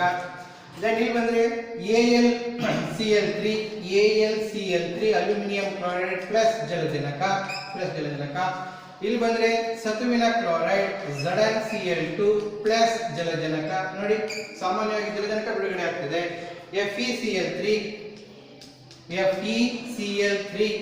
ಫೆರಿಕ್ ಕ್ಲೋರೈಡ್ ಪ್ಲಸ್ ಜಲಜನಕ H2. Then manganese chloride MnCl2 plus ಜಲಜನಕ ಬಿಡುಗಡೆ ಆಗ್ತದೆ. ಸಮೀಕರಣಗಳನ್ನ ಬರೆದ್ಬಿಟ್ವಿ ಮಕ್ಕಳೇ. ಲೋಹಗಳು ಸಾರಯುಕ್ತ ವರ್ತಿಸಿದಾಗ ಆಯಾ ಲೋಹಗಳ ಲವಣ ಮತ್ತು ಜಲಜನಕ ಬಿಡುಗಡೆ ಆಗ್ತದೆ. ಬ್ಯಾಲೆನ್ಸ್ ಮಾಡ್ಕೊಂಡ್ ಬರೋಣ. ನೋಡಿ, ಇಲ್ಲಿ ಕ್ಲೋರಿನ್ 2 ಇದೆ, ಇಲ್ಲಿ ಕ್ಲೋರಿನ್ 2 ಹಾಕೋಣ. ಅವಾಗ ಜಲಜನಕ 2 ಆಯ್ತು, ಜಲಜನಕ 2 ಇದೆ, ಮೆಗ್ನೀಷಿಯಂ ಒಂದಿದೆ, ಮೆಗ್ನೀಷಿಯಂ ಒಂದಿದೆ, ಸರಿ ಹೋಯ್ತು. ಇನ್ನು HCl ಬಂದಾಗ ಇಲ್ಲಿ ಕ್ಲೋರಿನ್ 3 ಇದೆ, ಇಲ್ಲಿ ಕ್ಲೋರಿನ್ 3 ಹಾಕಬೇಕು, ಇಲ್ಲಿ 3 ಹಾಕೋಣ. ಅವಾಗ ಜಲಜನಕ 2 ಆಯ್ತು, ಇಲ್ಲಿ 3 ಆಯ್ತು, ಇಲ್ಲಿ 2 ಇದೆ, ಇನ್ನೆಲ್ಲೂ ಕೂಡ ಇದಿಲ್ಲಲ್ಲ, AlCl3. ಸೊ ಅಲ್ಯೂಮಿನಿಯಂ 1 ಆಗ್ತದೆ. AlCl3ಗೆ ಇಲ್ಲಿ 6 ಹಾಕಿದ್ರೆ, ಇಲ್ಲಿ 6 ಹಾಕೋಣ, 6 ಹಾಕಿದ್ರೆ ಇಲ್ಲಿಗೆ 2 ಹಾಕೋಣ. ಅವಾಗ ಕ್ಲೋರಿನ್ 6 ಆಯ್ತು, ಇಲ್ಲಿಗೆ 3 ಹಾಕೋಣ, 3 3 6 ಆಯ್ತು. ಅಲ್ಯೂಮಿನಿಯಂ ಇಲ್ಲಿಗೆ 2 ಹಾಕೋಣ. ಬ್ಯಾಲೆನ್ಸ್ ಆಯ್ತಾ ಮಕ್ಕಳೇ? ನೆಕ್ಸ್ಟ್ ZnCl2ಗೆ ಬನ್ನಿ, ಇಲ್ಲಿ 2 HCl ಹಾಕಿದ್ರೆ ಮುಗಿದೋಯ್ತು. FeCl3ಗೆ ಬಂದಾಗ ಇಲ್ಲಿ 2 ಹಾಕಿದ್ರೆ, ಇಲ್ಲಿ 2 ಹಾಕೋಣ, 3 6 ಆಯ್ತು. ಕ್ಲೋರಿನ್ ಇಲ್ಲಿ ಎಷ್ಟು ಹಾಕೋಣ? 6 ಹಾಕೋಣ. ಜಲಜನಕ 6 ಇದೆ, ಇಲ್ಲಿ ಏನಂತ 3 ಹಾಕೋಣ, 3 6, ಸರಿ ಹೋಯ್ತು. ಇನ್ನು ಮ್ಯಾಂಗನೀಸ್ ಕ್ಲೋರೈಡ್ ಬಂದಾಗ ಇಲ್ಲಿಗೆ 2 HCl ಹಾಕಿದ್ರೆ ಆಯ್ತು. ನೋಡಿ, ಸಾಮಾನ್ಯವಾಗಿ ನಾವು ಗಮನಿಸೋದೇನು ಅಂತ ಸ್ವಲ್ಪ ನೋಡಿ ಮಕ್ಕಳೇ. ಯಾವುದೇ ರೀತಿಯಾದಂತಹ ಲೋಹ ಅಂದ್ರೆ ಕೆಲವು ಲೋಹಗಳು, ಆಯ್ಕೆಯ ಕೆಲವು ಲೋಹಗಳು ಸಾರಯುಕ್ತ ಆಮ್ಲಗಳೊಂದಿಗೆ ವರ್ತಿಸಿದಾಗ ನಮ್ಗೆ ಎಲ್ಲಾ ಕಡೆನೂ ಜಲಜನಕ ಬಿಡುಗಡೆ ಆಗುತ್ತದೆ, ಇದು ಒಂದು ಕಂಡೀಷನ್ ಮಕ್ಕಳೇ. ಒಂದು ಇನ್ನ ಸ್ವಲ್ಪ ಈ ರಾಸಾಯನಿಕ ಕ್ರಿಯೆಯ ಒಳ ಹೊಕ್ಕಾದಾಗ ಏನಾಗ್ತದೆ ಅನ್ನೋದು ನಾನು ಸ್ವಲ್ಪ ನೋಡಿ ಏನ್ ಬದಲಾವಣೆ ಆಗುತ್ತೆ ಅಂತ. ಇಲ್ಲಿ ಇನ್ನೊಂದು ಉದಾಹರಣೆಯನ್ನ ತೆಗೆದುಕೊಳ್ತೀನಿ. ಇನ್ನೊಂದು ಉದಾಹರಣೆ ಏನಂದ್ರೆ ಲೋಹ ಮತ್ತು ಸಾರಯುಕ್ತ HNO3, ಲೋಹ ಪ್ಲಸ್ ಸಾರಯುಕ್ತ HNO3 ನೈಟ್ರಿಕ್ ಆಮ್ಲ. ಕಂಡೀಷನ್ ಹೇಳಿದ್ದು ಜಲಜನಕ ಬಿಡುಗಡೆ ಆಗುತ್ತೆ ಅಂತ ಕಂಡೀಷನ್ ಹೇಳಿದ್ದೆ. ಆದರೆ ಈ ಕಂಡೀಷನ್ ಬಂದಾಗ ಸಾರಯುಕ್ತ HNO3 ನಲ್ಲಿ ಜಲಜನಕ ಬಿಡುಗಡೆ ಆಗೋದಿಲ್ಲ ಮಕ್ಕಳೇ. ಇಲ್ಲಿ ಏನು ಕಂಡೀಷನ್? ಇಲ್ಲಿ H2 ಬಿಡುಗಡೆಯಾಗುವುದಿಲ್ಲ,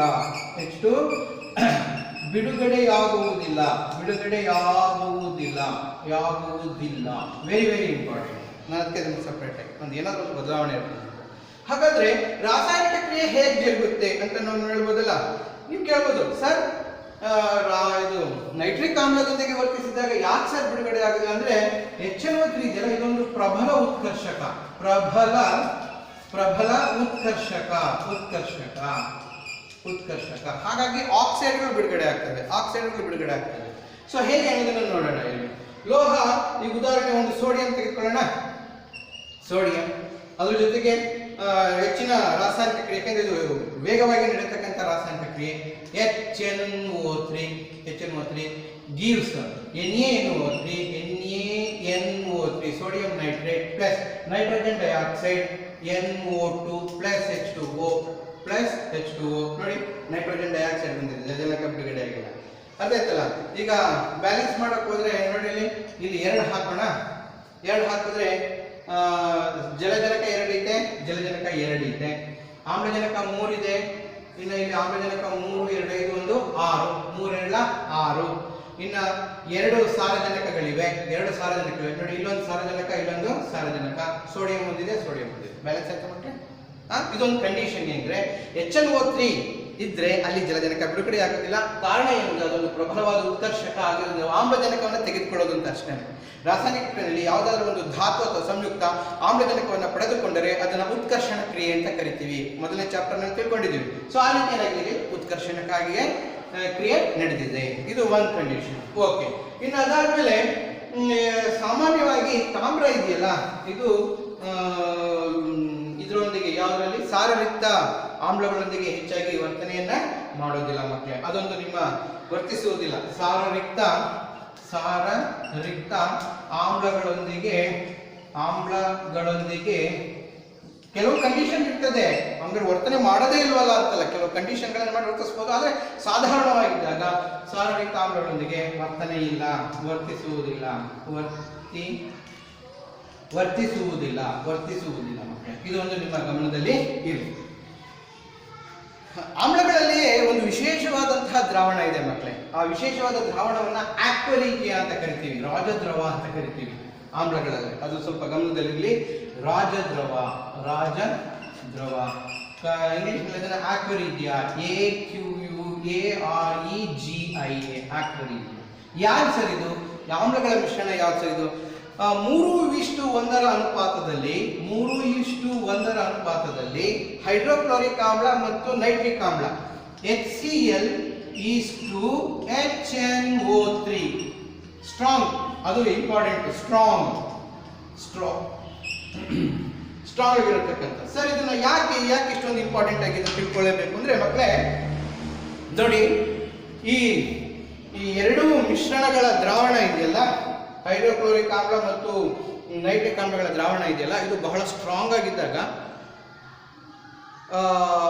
ಕ್ರಿಯಾಕಾರಿ ಇಲ್ಲದ ಲೋಹಗಳನ್ನ ಕರಗಿಸ್ಕೊಂಡ್ಬಿಡ್ತದೆ. ಎಷ್ಟು ಚೆನ್ನಾಗಿದೆ ನೋಡಿ, ಕ್ರಿಯಾಕಾರತ್ವ ಇಲ್ಲದ ಲೋಹಗಳನ್ನ ಕರಗಿಸ್ಕೊಂಡ್ಬಿಡ್ತದೆ. ಸರ್ ಇದೇನು ಸರ್ ಹಿಂಗಂತೀರ? ಕ್ರಿಯಾಕಾರತ್ವ ಹೆಂಗಂದ್ರೆ ಚಿನ್ನ ಬೆಳ್ಳಿ ಏನಿದಾವಲ್ಲ ಇವನ್ನೆಲ್ಲ ಕರಗಿಸ್ಕೊಂಡ್ಬಿಡ್ತದೆ ತಮ್ಮಲ್ಲಿ. ಅರ್ಥ ಆಯ್ತಲ್ಲ? ಅದಕ್ಕೆ ಉದಾಹರಣೆ ನಿಮ್ಗೆ ಹೇಳ್ಬೋದು.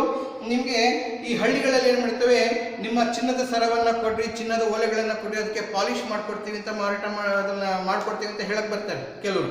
ಏನ್ ಮಾಡ್ತಾರೆ, ಚಿನ್ನದ ಸರವನ್ನ ಈ ರಾಜದ್ರವದಲ್ಲಿ ಆಕ್ವರೀಜಿಯದಲ್ಲಿ ಅದ್ಬಿಟ್ರೆ ಸುಮಾರು ಒಂದು 25 ಗ್ರಾಮ್ ಇರತಕ್ಕಂಥ ಚಿನ್ನದಲ್ಲಿ 1 ಗ್ರಾಮ್ ಚಿನ್ನ ಆ ದ್ರವದೊಳಗಡೆ ಹೋಗ್ಬಿಟ್ಟಿರ್ತದೆ. ಅರ್ಥ ಮಕ್ಕಳೇ, ಚಿನ್ನದ ಬೆಲೆ ಇವತ್ತು ಜಾಸ್ತಿ ಆಗ್ತಾ ಹೋಗ್ತಾ ಇದೆ. ಹಾಗೆ ನೀವೇನಾದ್ರೂ ಸುಮಾರು 80 ಗ್ರಾಮು 50 ಗ್ರಾಮ್ ಇರತಕ್ಕಂಥ ಬಳೆಗಳು ಸರಗಳನ್ನ ನೀವೇನಾದ್ರೂ ಅವ್ರಿಗೆ ಕೊಟ್ಟದ್ದೇ ಆದ್ರಲ್ಲಿ ಸುಮಾರು ಒಂದು 100 ಗ್ರಾಮ್ ಚಿನ್ನವನ್ನ ನೀವೇನಾದ್ರೂ ಚೆನ್ನಾಗಿ ತೊಳ್ಕೊಡಪ್ಪ, ಫಳ ಅನ್ನಂಗೆ ಮಾಡಪ್ಪ ಅಂತ ಕೊಟ್ಟಿದ್ದೆ, ಅದರಲ್ಲಿ 2 ರಿಂದ 3 ಗ್ರಾಮ್ ಚಿನ್ನ ಅವ್ರು ಕೈ ಸೇರಿರುತ್ತೆ, ಅಂದ್ರೆ ಆ ದ್ರಾವಣದಲ್ಲಿ ಕರಗೋಗಿರ್ತದೆ. ಆಮೇಲೆ ಅದನ್ನ ಶುದ್ಧೀಕರಿಸಿ ಅವ್ರು ತಗೊಂಡ್ಬಿಡ್ತಾರೆ, ಅವ್ರಿಗೆ ಬರೋ ಲಾಭ. ಅಷ್ಟಾದನೇ ಚಿನ್ನವನ್ನ ಫಳ ಅನ್ನಂಗೆ ಮಾಡ್ಕೊಟ್ಟಿದ್ದೀರಾ, ಹೊಳೆಯಂಗೆ ಮಾಡ್ಕೊಡ್ತೀರಾ ಅಂತ ಮತ್ತೆ ದುಡ್ಡು ಬೇರೆ ಕೊಡ್ತೀರಾ ನಾವು. ಅದಕ್ಕೆ 200 ರೂಪಾಯಿ 300 ರೂಪಾಯಿ 500 ರೂಪಾಯಿಗೂ ದುಡ್ಡು ಕೊಡ್ತೀರಾ. ನಿಮ್ಮ ಚಿನ್ನವನ್ನು ಕೊಟ್ಟು ಅದ್ರ ಜೊತೆಗೆ ಬಡ್ಡಿ ದುಡ್ಡು ಕೊಟ್ಟಂಗೆ ಆಗ್ಬಿಟ್ಟಿರ್ತದೆ. ಅರ್ಥ ಆಯ್ತಾ ಮಕ್ಕಳೇ? ಹಾಗಾಗಿ ಇದೊಂದು ಗಮನದಲ್ಲಿರಲಿ. ರಾಜದ್ರವ ಎಂಬುದು ಹೈಡ್ರೋಕ್ಲೋರಿಕ್ ಆಮ್ಲ ಮತ್ತು ನೈಟ್ರಿಕ್ ಆಮ್ಲಗಳ ಸ್ಟ್ರಾಂಗ್ ಪ್ರಬಲ ಹೈಡ್ರೋಕ್ಲೋರಿಕ್ ಆಮ್ಲ ಮತ್ತು ನೈಟ್ರಿಕ್ ಆಮ್ಲಗಳ ಮಿಶ್ರಣ ಯಾವ ಅನುಪಾತದಲ್ಲಿ ಇರ್ತದೆ ಅಂದ್ರೆ 3:1 ಅನುಪಾತದಲ್ಲಿ ಇರುತ್ತೆ. ಅರ್ಥ ಆಯ್ತಾ ಮಕ್ಕಳ? ಇದೊಂದು ನಿಮಗೆ ಗಮನದಲ್ಲಿದೆ. ಇದಾದ ಮೇಲೆ ಇನ್ನ ಲೋಹಗಳ ಗುಣಗಳನ್ನು ನೋಡಿದಾಗ ಕೆಲವು ಲೋಹಗಳು ಲೋಹದ ಲವಣಗಳೊಂದಿಗೆ ವರ್ತಿಸಿ ಸ್ಥಾನಪಲ್ಲಟವನ್ನು ಗೊಳಿಸ್ತವೆ. ಅದನ್ನು ನಾವೇನಂತ ಕರಿತೀವಿ ಅಂದ್ರೆ ಸ್ಥಾನ ಪಲ್ಲಟ ಕ್ರಿಯೆ ಅಂತ ಕರಿತೀವಿ. ಸ್ಥಾನ ಪಲ್ಲಟ ಕ್ರಿಯೆ. ನಿಮಗೆ ಮೊದಲನೇ ಪಾಠದಲ್ಲಿ ಗಮನಿಸ್ಕೊಳ್ಳಿ ಮಕ್ಕಳೇ, ರಾಸಾಯನಿಕ ಕ್ರಿಯೆಗಳಿಂದ 4 ಭಾಗ: ರಾಸಾಯನಿಕ ಸಂಯೋಗ, ರಾಸಾಯನಿಕ ವಿಭಜನೆ, ರಾಸಾಯನಿಕ ಸ್ಥಾನ ಪಲ್ಲಟ ಮತ್ತು ರಾಸಾಯನಿಕ ದ್ವಿಸ್ಥಾನ ಪಲ್ಲಟ. ಅದರಲ್ಲಿ ಒಂದು ಕ್ರಿಯೆ, ಅದು ಒಂದು ಗುಣ ಅಷ್ಟೇ. ಲೋಹದ ಲವಣ ಪ್ಲಸ್ ಲೋಹ ವರ್ತಿಸಿದಾಗ ಸ್ಥಾನ ಪಲ್ಲಟ ಕ್ರಿಯೆ ಉಂಟಾಗ್ತದೆ. ಅಂದ್ರೆ ಒಂದು ಉದಾಹರಣೆ ತೆಗೆದುಕೊಳ್ಳೋಣ. ಈಗ ಲೋಹದ ಲವಣ ಯಾವ್ದು ತೆಗೆದುಕೊಳ್ಳೋಣ? ತಾಮ್ರದ ಸಲ್ಫೇಟ್ ತೆಗೆದುಕೊಳ್ಳೋಣ, CuSO4 ತಾಮ್ರದ ಸಲ್ಫೇಟ್, ಪ್ಲಸ್ ಒಂದು ಲೋಹವನ್ನು ತೆಗೆದುಕೊಳ್ಳೋಣ, Fe. ಏನಾಗ್ತದೆ? ಲೋಹದ ಲವಣ ಮತ್ತು ಲೋಹ ರಾಸಾಯನಿಕ ಕ್ರಿಯೆಯಲ್ಲಿ ಪಾಲ್ಗೊಂಡು ಸ್ಥಾನ ಪಲ್ಲಟ ಕ್ರಿಯೆಯನ್ನು ಹೊಂದುತ್ತವೆ. ಹಾಗಾಗಿ ಇದನ್ನ ನಾವೇನಂತ ಕರಿತೀವಿ? ಸ್ಥಾನ ಪಲ್ಲಟ ಕ್ರಿಯೆ. ನೋಡಿ ಹೇಗೆ ಅಂತ, FeSO4 ferrous sulphate plus Cu ಸ್ಥಾನ ಪಲ್ಲಟ ಆಯ್ತಾ? ಸೊ ಇದನ್ನು ನಾವು ಸ್ಥಾನ ಪಲ್ಲಟ ಕ್ರಿಯೆ ಎಂದು ಕರೆಯುತ್ತೇವೆ. ಈ ರೀತಿಯ ಕ್ರಿಯೆಗಳು ಕೂಡ ನಾವು ಲೋಹಗಳಿಂದ ನಾವು ಊಹೆ ಮಾಡೋದಕ್ಕೆ ನಾವು ಸಾಧ್ಯ. ಮಕ್ಕಳೇ, ಒಂದು ಚೆನ್ನಾಗಿ ಜ್ಞಾಪಕ ಇಟ್ಕೊಳ್ಳಿ, ಈ ಸ್ಥಾನ ಪಲ್ಲಟ ಕ್ರಿಯೆಯಲ್ಲಿ ಹೆಚ್ಚು ಕ್ರಿಯಾಕಾರಿ ಲೋಹಗಳು ಕಡಿಮೆ ಕ್ರಿಯಾಕಾರಿ ಲೋಹಗಳನ್ನ ಸ್ಥಾನ ಪಲ್ಲಟಗೊಳಿಸ್ತವೆ. ಇದು ಮನಸ್ಸಿನಲ್ಲಿರಲಿ. ಯಾವುದೇ ಸ್ಥಾನ ಪಲ್ಲಟ ಕ್ರಿಯೆ ಆಗಿರಲಿ, ಹೆಚ್ಚು ಕ್ರಿಯಾಕಾರಿ ಲೋಹಗಳು ಕಡಿಮೆ ಕ್ರಿಯಾಕಾರಿ ಲೋಹಗಳನ್ನ ಸ್ಥಾನ ಪಲ್ಲಟಗೊಳಿಸೋದ್ರ ಜೊತೆಗೆ ಅಲ್ಲಿ ಬಿಡುಗಡೆಯ ಶಾಖನೂ ಕೂಡ ಬಿಡುಗಡೆ ಆಗತಕ್ಕಂಥ ಶಾಖವು ಕೂಡ ಪರಿಣಾಮಕಾರಿಯಾಗಿ ಇರ್ತದೆ. ಈ ಅಂಶ ನಿಮ್ಮ ಗಮನದಲ್ಲಿ ಇರಲಿ ಮಕ್ಕಳು. ಅರ್ಥ ಆಯ್ತಾ ಮಕ್ಕಳೇ? ಸೊ ಇಷ್ಟೆಲ್ಲ ಆದ್ಮೇಲೆ ನಾವು ಲೋಹದ ಗುಣಗಳನ್ನ ಒನ್ ಬೈ ಒನ್ ಎಲ್ಲ ತಿಳ್ಕೊಂಡ್ಮೇಲೆ ಲೋಹಗಳು ಅಲೋಹಗಳೊಂದಿಗೆ ಹೇಗೆ ವರ್ತಿಸ್ತವೆ ಅನ್ನೋದ್ರ ಬಗ್ಗೆ ಸ್ವಲ್ಪ ಗಮನ ಹರಿಸೋಣ. ಲೋಹಗಳು ಅಲೋಹಗಳೊಂದಿಗೆ ಹೇಗೆ ವರ್ತಿಸ್ತವೆ, ಲೋಹ ಮತ್ತು ಅಲೋಹಗಳ ವರ್ತನೆ. ಲೋಹ ಮತ್ತು ಅಲೋಹಗಳ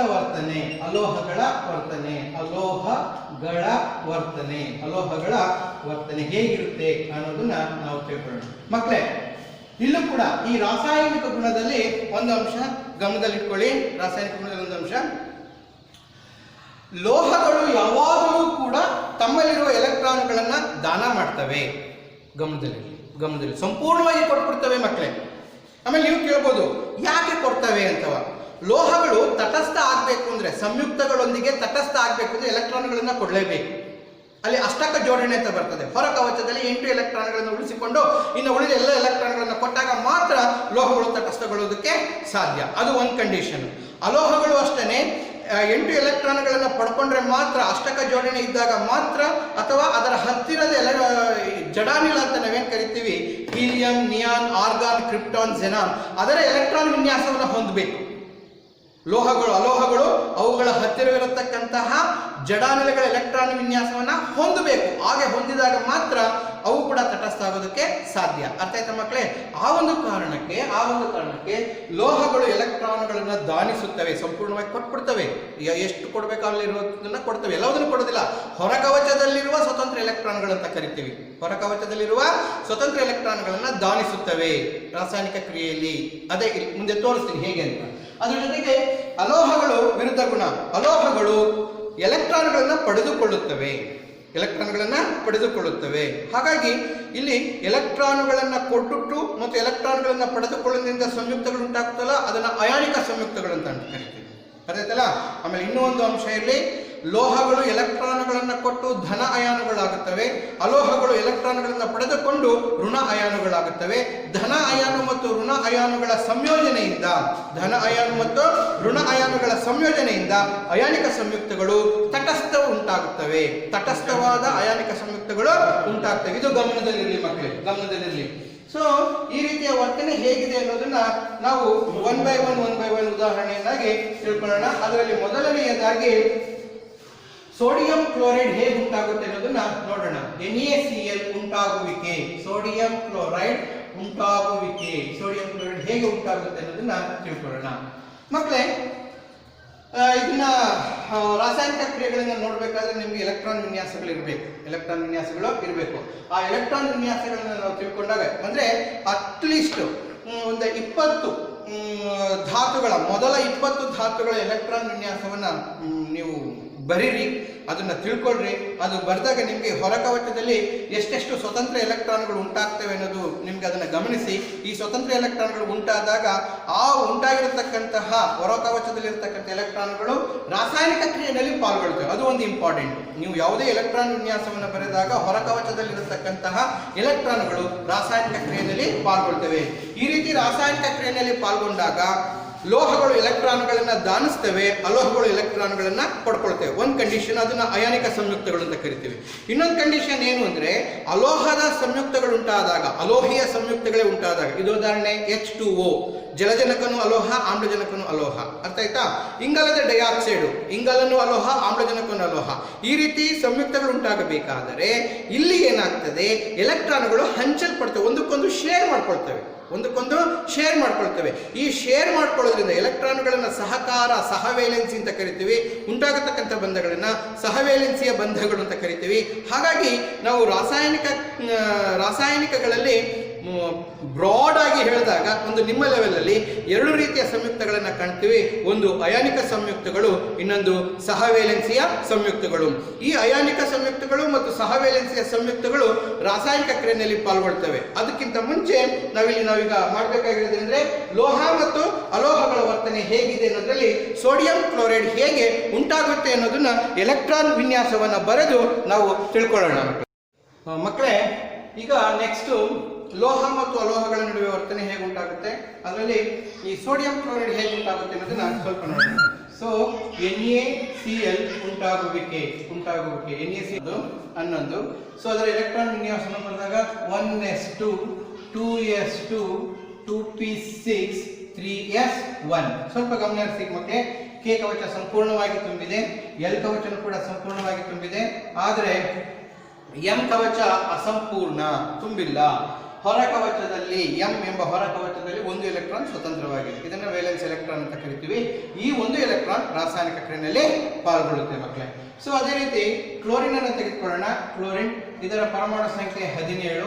ಎಲೆಕ್ಟ್ರಾನ್ ವಿನ್ಯಾಸವನ್ನು ಬರೆದಾಗ 1s2 2s2 2p6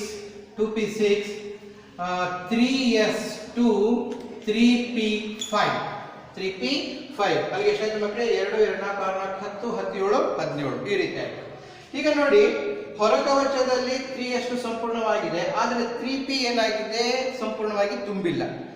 ಇದು 3p ಸಂಪೂರ್ಣವಾಗಿ ತುಂಬಬೇಕು ಅಂದ್ರೆ 3p6 ಬರ್ಬೇಕು ತಾನೆ, ಒಂದು ಎಲೆಕ್ಟ್ರಾನ್ ಬೇಕು. ಸೊ ಏನಾಗ್ತದೆ, ನಾವಿಲ್ಲಿ ಸೋಡಿಯಂ ಕ್ಲೋರೈಡ್ ಎಂಬುದು ಅಯಾನಿಕ ಬಂಧದಿಂದ ಉಂಟಾಗಿರೋದು. ನಾನು ಹೇಳಿದೆ ಅಯಾನಿಕ ಬಂಧ ಉಂಟಾಗೋದಕ್ಕೆ ಎಲೆಕ್ಟ್ರಾನ್ಗಳನ್ನು ದಾನಿಸಬೇಕು, ಎಲೆಕ್ಟ್ರಾನ್ಗಳನ್ನ ಪಡ್ಕೋಬೇಕು. ಆ ರೀತಿ ಇದ್ದಾಗ ಅಯಾನಿಕ ಬಂಧಗಳು ಉಂಟಾಗ್ತದೆ ಅಂತ ನೋಡಿ. ರಾಸಾಯನಿಕ ಕ್ರಿಯೆ ಜರುಗುವಾಗ ಸೋಡಿಯಂ ಒಂದು ಎಲೆಕ್ಟ್ರಾನ್ ಅನ್ನ ದಾನ ಮಾಡುತ್ತೆ.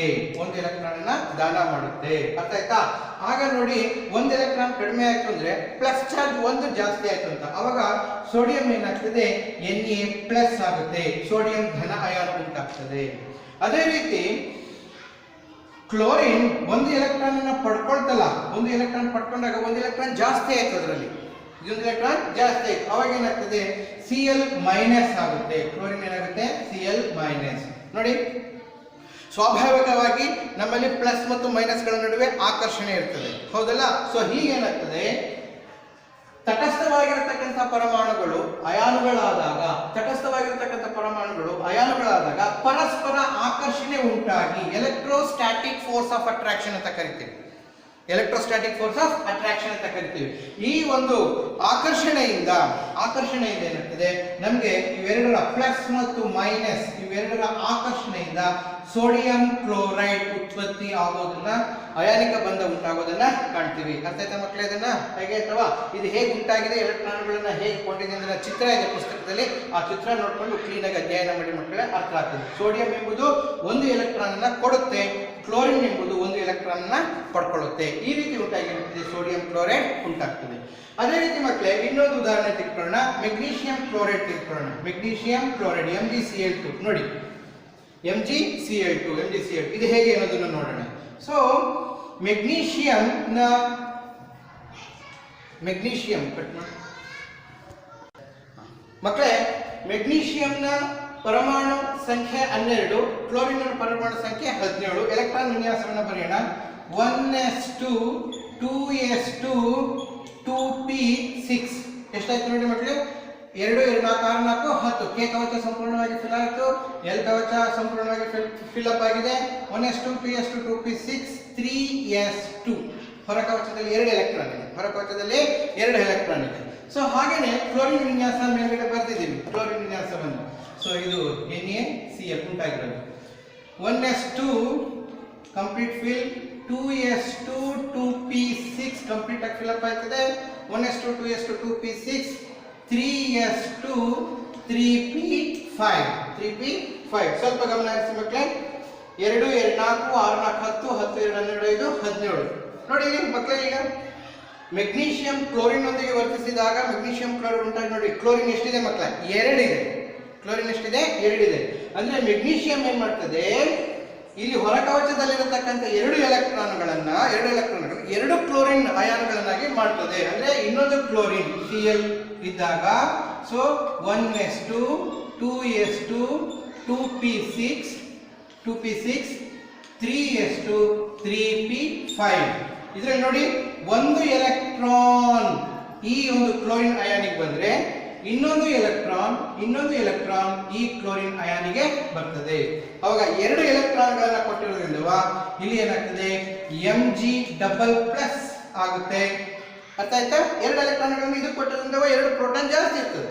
ಸೊ ಹಾಗಾಗಿ ಇಲ್ಲಿ ಏನಾಗ್ತದೆ, Cl ಮೈನಸ್, ಇಲ್ಲಿ Cl ಮೈನಸ್. ಅರ್ಥ ಆಯ್ತಾ ಮಕ್ಕಳೇ? ನೋಡಿ, ಈಗ 2 ಅನ್ನ ಸಮ ಮಾಡೋದಕ್ಕೆ, ಮೆಗ್ನೀಷಿಯಂ ಇರತಕ್ಕಂಥ 2 ಗಳನ್ನ ಸಮ ಮಾಡೋದಕ್ಕೆ, ಪ್ರೋಟಾನ್ಗಳನ್ನ ಸಮ ಮಾಡ್ಕೊಳ್ಳೋದಕ್ಕೆ 2 ಎಲೆಕ್ಟ್ರಾನ್ಗಳು ಬೇಕಾಗ್ತದೆ. ಆ 2 ಎಲೆಕ್ಟ್ರಾನ್ಗಳು ಇಲ್ಲಿಂದ ಇದನ್ನ ಕೊಡಬೇಕಾಗ್ತದೆ. ಅವಾಗ ಏನಾಗ್ತದೆ, ಇಲ್ಲಿ ಒಂದು Cl ಮೈನಸ್, ಇನ್ನೊಂದು Cl ಮೈನಸ್. 2 ಕ್ಲೋರಿನ್ ಅಯಾನುಗಳು ಒಂದು ಮೆಗ್ನೀಷಿಯಂ ಅಯಾನ್ನೊಂದಿಗೆ ಸಂಯೋಜನೆಗೊಂಡಾಗ ನಾವು ಹೇಗೆ ಬರೀತೀವಿ ನೋಡಿ, Mg ಅದಕ್ಕೆ ಹೇಗೆ ಬರ್ತೀವಿ, MgCl2. ಅರ್ಥ ಆಯ್ತಾ ಮಕ್ಕಳೇ? ಹೀಗೆ ಲೋಹ ಮತ್ತು ಅಲೋಹಗಳು ವರ್ತಿಸಿದಾಗ ಅದರಲ್ಲೂ ಎಲೆಕ್ಟ್ರಾನ್ಗಳನ್ನ ದಾನಿಸೋದ್ರಿಂದ, ಎಲೆಕ್ಟ್ರಾನ್ಗಳನ್ನ ಪಡ್ಕೊಳ್ಳೋದ್ರಿಂದ ಅಯಾನಿಕ ಸಂಯುಕ್ತಗಳು ನಮಗೆ ಉಂಟಾಗ್ತವೆ. ಹಾಗಾದರೆ ಅಯಾನಿಕ ಸಂಯುಕ್ತಗಳು ಉಂಟಾಗ್ತವಲ್ಲ, ತುಂಬಾ ಅಯಾನಿಕ ಸಂಯುಕ್ತಗಳು ಉಂಟಾಗ್ತವೆ. ಇವುಗಳ ಸ್ವಲ್ಪ ಗುಣಲಕ್ಷಣಗಳನ್ನ ತಿಳ್ಕೊಳ್ಳೋಣ. ಗೊತ್ತಾಯ್ತಾ ಮಕ್ಕಳು ಹೇಗೆ ಉಂಟಾಗ್ತದೆ ಅಂತ? ಸೊ ನೆಕ್ಸ್ಟ್ ಅಯಾನಿಕ ಸಂಯುಕ್ತಗಳ ಗುಣಲಕ್ಷಣಗಳನ್ನ ತಿಳ್ಕೊಳ್ಳೋಣ ಬೇಗ. ಬಹಳ ಈಸಿ ಮಕ್ಕಳೇ ಅಯಾನಿಕ ಸಂಯುಕ್ತಗಳು. ಯಾಕೆಂದ್ರೆ ನೀವೆಲ್ಲರೂ ಕೂಡ ಲವಣಗಳನ್ನ ನೋಡಿದ್ದೀರಾ. ತಾಮ್ರದ ಸಲ್ಫೇಟ್ ಲವಣ, ಸೋಡಿಯಂ ಕ್ಲೋರೈಡ್, ಮನೆಯಲ್ಲಿ ಬಳಸತಕ್ಕಂಥ ಅಡಿಗೆ ಉಪ್ಪು ನೀವು ನೋಡೇ ಇದ್ದೀರಾ. ಸೊ ಅಯಾನಿಕ ಸಂಯುಕ್ತಗಳ ಲಕ್ಷಣಗಳು ಹೇಗಿರುತ್ತೆ ಅನ್ನೋದನ್ನ ನೋಡೋಣ. ಅಯಾನಿಕ ಸಂಯುಕ್ತಗಳ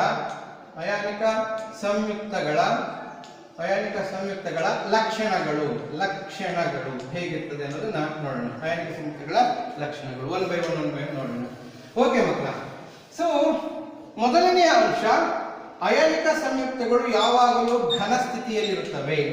ಎಲ್ಲವೂ ಕೂಡ ಇಲ್ಲ ಹರಳಿನ ರೂಪದಲ್ಲಿರ್ತವೆ, ಇಲ್ಲ ಪೌಡರ್ ರೂಪದಲ್ಲಿರ್ತವೆ. ಅರ್ಥ ಆಯ್ತಾ ಮಕ್ಕಳ? 2 ಹರಳಿನ ರೂಪದಲ್ಲಿರ್ತವೆ, ಇಲ್ಲ ಪೌಡರ್ ರೂಪದಲ್ಲಿರ್ತವೆ. ಸೊ ಅವುಗಳ ಭೌತ ಸ್ಥಿತಿಯಲ್ಲಿ ಯಾವಾಗಲೂ ಘನ ಸ್ಥಿತಿಯಲ್ಲಿರ್ತವೆ. ಒಂದು. ಎರಡನೆಯದು, ಇವುಗಳ ಕರಗುವ ಬಿಂದು, ಕುದಿಯುವ ಬಿಂದು ಬಹಳ ಜಾಸ್ತಿ. ಕರಗುವ ಮತ್ತು ಕುದಿಯುವ ಬಿಂದು ಬಹಳ ಜಾಸ್ತಿ. ಸುಮಾರು 600-700 ಡಿಗ್ರಿ ಸೆಲ್ಸಿಯಸ್ಗಿಂತಲೂ ಜಾಸ್ತಿ ಇರ್ತದೆ. ಅಡಿಗೆ ಉಪ್ಪನ್ನು ನಾವು ದ್ರವ ರೂಪಕ್ಕೆ ತರಬೇಕು ಅಂದ್ರೆ ಎಷ್ಟು ಕಷ್ಟ ಇರ್ತದೆ. ಅದಕ್ಕೆಲ್ಲ 600-700 ಡಿಗ್ರಿ 800 ಡಿಗ್ರಿಯವರೆಗೆ ಇರ್ತದೆ. ಹಾಗಾಗಿ ಇವುಗಳ ಕರಗುವ ಬಿಂದು ಮತ್ತು ಕುದಿಯುವ ಬಿಂದು ಜಾಸ್ತಿ. ದೆನ್ ಮೂರನೆಯದು, ಈ ವಿಲೀನತೆ ಅನ್ನೋದು ಚೆನ್ನಾಗಿರ್ತದೆ. ವಿಲೀನತೆ ನೀರಿನೊಂದಿಗೆ ಚೆನ್ನಾಗಿ ವಿಲೀನಗೊಳ್ತವೆ. ಆದರೆ ಎಣ್ಣೆಗಳೊಂದಿಗೆ ಅವು ವಿಲೀನಗೊಳ್ಳೋದಿಲ್ಲ. ಎಣ್ಣೆಗಳೊಂದಿಗೆ ಕೊಬ್ಬಿನಲ್ಲಿ ವಿಲೀನ ಆಗೋದಿಲ್ಲ, ಆದರೆ ನೀರಿನಲ್ಲಿ ಇವುಗಳ ವಿಲೀನತೆ ತುಂಬಾ ಚೆನ್ನಾಗಿರ್ತದೆ. ಕಾರಣ ಏನಂದ್ರೆ ಆ ಅಯಾನಿಕ ಬಂಧದ ಶಕ್ತಿ ಏನಿರ್ತದಲ್ಲ, ಬಂಧದ ಶಕ್ತಿ ಕಡಿಮೆ ಇರ್ತದೆ. ಹಾಗಾಗಿ ನೀರಿನಲ್ಲಿ ಬೇಗ ಏನಾಗ್ತದೆ, ವಿಲೀನ ಆಗ್ತದೆ. ಆಮೇಲೆ ಘನರೂಪದಲ್ಲಿ, ಗಮನದಲ್ಲಿರಲಿ, ಘನರೂಪದಲ್ಲಿದ್ದಾಗ ಅಯಾನಿಕ ಸಂಯುಕ್ತಗಳು ವಾಹಕಗಳಲ್ಲ. ಎಲ್ಲೋ ಒಂದ್ ಕಡೆ ಯಾವುದೋ ಒಂದು ಸೇರಿತ್ತು ವಾಹಕತೆ ಇರುತ್ತೆ ಅಂತ ಹೇಳ್ತಾರೆ. ಆದ್ರೆ ನಾವು ಪ್ರಾಯೋಗಿಕವಾಗಿ ನೋಡಿದಾಗ ನಮ್ಗೆ ಅಂತ ವಾಹಕತೆ ಕಾಣೋದಿಲ್ಲ. ಹಾಗಾಗಿ ವಾಹಕಗಳಲ್ಲ. ಅದೇ ಅಯಾನಿಕ ಸಂಯುಕ್ತಗಳನ್ನ ನಾವು ದ್ರಾವಣದ ರೂಪಕ್ಕೆ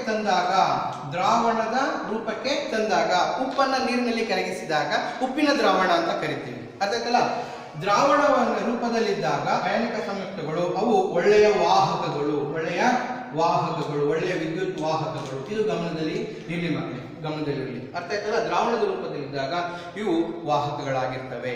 ಆಮೇಲೆ ಸ್ವಲ್ಪ ದ್ರವ ರೂಪದಲ್ಲಿ ಬಂದಾಗಲೂ ಕೂಡ ದ್ರವ ರೂಪಕ್ಕೆ ಬಂದಾಗ ವಾಹಕತೆಯನ್ನ ಅವು ತೋರ್ತವೆ. ಇವು ಅಯಾನಿಕ ಸಂಯುಕ್ತಗಳ ಪ್ರಮುಖವಾದಂತಹ ಲಕ್ಷಣಗಳು. ಅರ್ಥ ಆಯ್ತಾ ಮಕ್ಕಳೇ?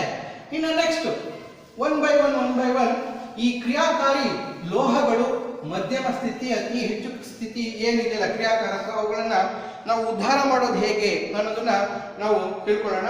ಸೊ ಅದಕ್ಕಿಂತ ಮುಂಚೆ ಈ ಉದ್ಧರಿಸೋದು ಸ್ವಲ್ಪ ಕಷ್ಟ, ಹೇಗೆಂದ್ರೆ ರಾಸಾಯನಿಕ ಕ್ರಿಯೆಯನ್ನು ನಾವು ನಡೆಸೋದು ಬಹಳ ಕಷ್ಟ. ಸೊ ಅದರಲ್ಲಿ ಹೆಚ್ಚು ಕ್ರಿಯಾಕಾರಿ ಶೀಲತಾ ಸರಣಿ ಇದೆಯಲ್ಲ, ಅದನ್ನ ಹೇಗೆ ಉದ್ಧಾರ ಮಾಡೋದು ಮತ್ತೆ ಮಧ್ಯಮ ಕ್ರಿಯಾಕಾರತ್ವದಲ್ಲಿ ಇರತಕ್ಕಂತಹ ಲೋಹಗಳನ್ನು ಹೇಗೆ ಉದ್ಧಾರ ಮಾಡೋದು ಅಂತ ಒನ್ ಬೈ ಒನ್ ತಿಳ್ಕೊಳ್ಳೋಣ. ಮೊದಲನೇದಾಗಿ ಕಡಿಮೆ ಕ್ರಿಯಾಕಾರತ್ವ ಹೊಂದಿರುವ ಕಡಿಮೆ ಕ್ರಿಯಾಕಾರತ್ವ ಹೊಂದಿರುವ ಲೋಹಗಳನ್ನ ನಾವು ಹೇಗೆ ಹೊರತೆಗೆಯುವುದು ಅಥವಾ ಶುದ್ಧೀಕರಿಸುವುದು ಅಥವಾ ಉದ್ಧರಿಸುವುದು, ಲೋಹಗಳನ್ನ ಉದ್ಧರಿಸುವುದು ಅನ್ನೋದನ್ನ ನೋಡ್ಕೊಳ್ಳಿ. ಇದು ಬಹಳ ಇಂಪಾರ್ಟೆಂಟ್ ಮಕ್ಕಳು. ಉದ್ಧರಿಸುವುದು ಹೇಗೆ ಅನ್ನೋದನ್ನ ನೋಡೋಣ. ಅದರಲ್ಲಿ ಮೊದಲನೇದಾಗಿ ಈಗ ಅದಕ್ಕೆ ಉದಾಹರಣೆ, ಈಗ ತಾಮ್ರ ಮತ್ತು ಪಾದರಸ ಎರಡನ್ನ ನೋಡೋಣ. ಈಗ ತಾಮ್ರ ಮತ್ತು ಪಾದರಸ HG ಇನ್ನು ಹೇಗೆ ಉದ್ಧರಿಸೋದು ಅನ್ನೋದನ್ನ ನೋಡೋಣ. ಅಂದ್ರೆ ರಾಸಾಯನಿಕವಾಗಿ ಹೇಗೆ ಉದ್ಧರಿಸೋದು ಅನ್ನೋದನ್ನ ನೋಡೋಣ. ಮಕ್ಕಳೇ, ತಾಮ್ರ ಮತ್ತು ಪಾದರಸ ಅಥವಾ ಸತ್ತು ಆಗಿರ್ಬೋದು ಅಥವಾ ಪಾದರಸ, ಓಕೆ, ಪಾದರಸಗಳು ಸಂಯುಕ್ತ ರೂಪದಲ್ಲಿ ದೊರೆಯುತ್ತವೆ. ಯಾವುದಾದ್ರು ಸಂಯುಕ್ತ ರೂಪ?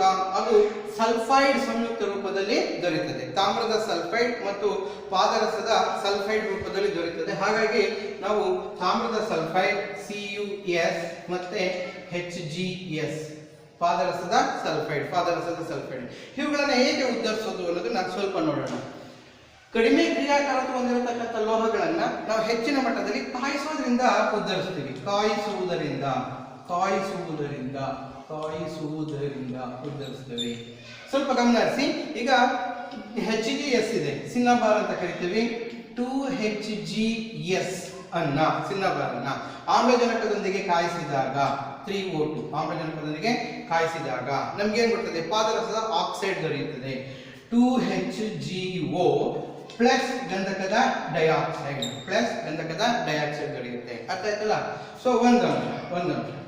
ದೆನ್ ಈ ಪಾದರಸದ ಆಕ್ಸೈಡ್ ನಲ್ಲಿ ಆಮ್ಲಜನಕವನ್ನು ಹೊರತೆಗೆಬೇಕು. ಅದಕ್ಕೆ ನಾವು ಅಪಕರ್ಷಣೆ ಅಂತ ಬಳಸ್ತೀವಿ. ಈ ಆಮ್ಲಜನಕವನ್ನು ಹೊರತೆಗೆದಾಗ ಮಾತ್ರ ನಮಗೆ ಪಾದರಸ ದೊರೆಯುತ್ತೆ. ಹಾಗಾದ್ರೆ ಹೇಗೆ? ಸಿಂಪಲ್ ಆಗಿ ಕಾಯಿಸಿದ್ರೆ ಸಾಕು. ಹೇಗೆ?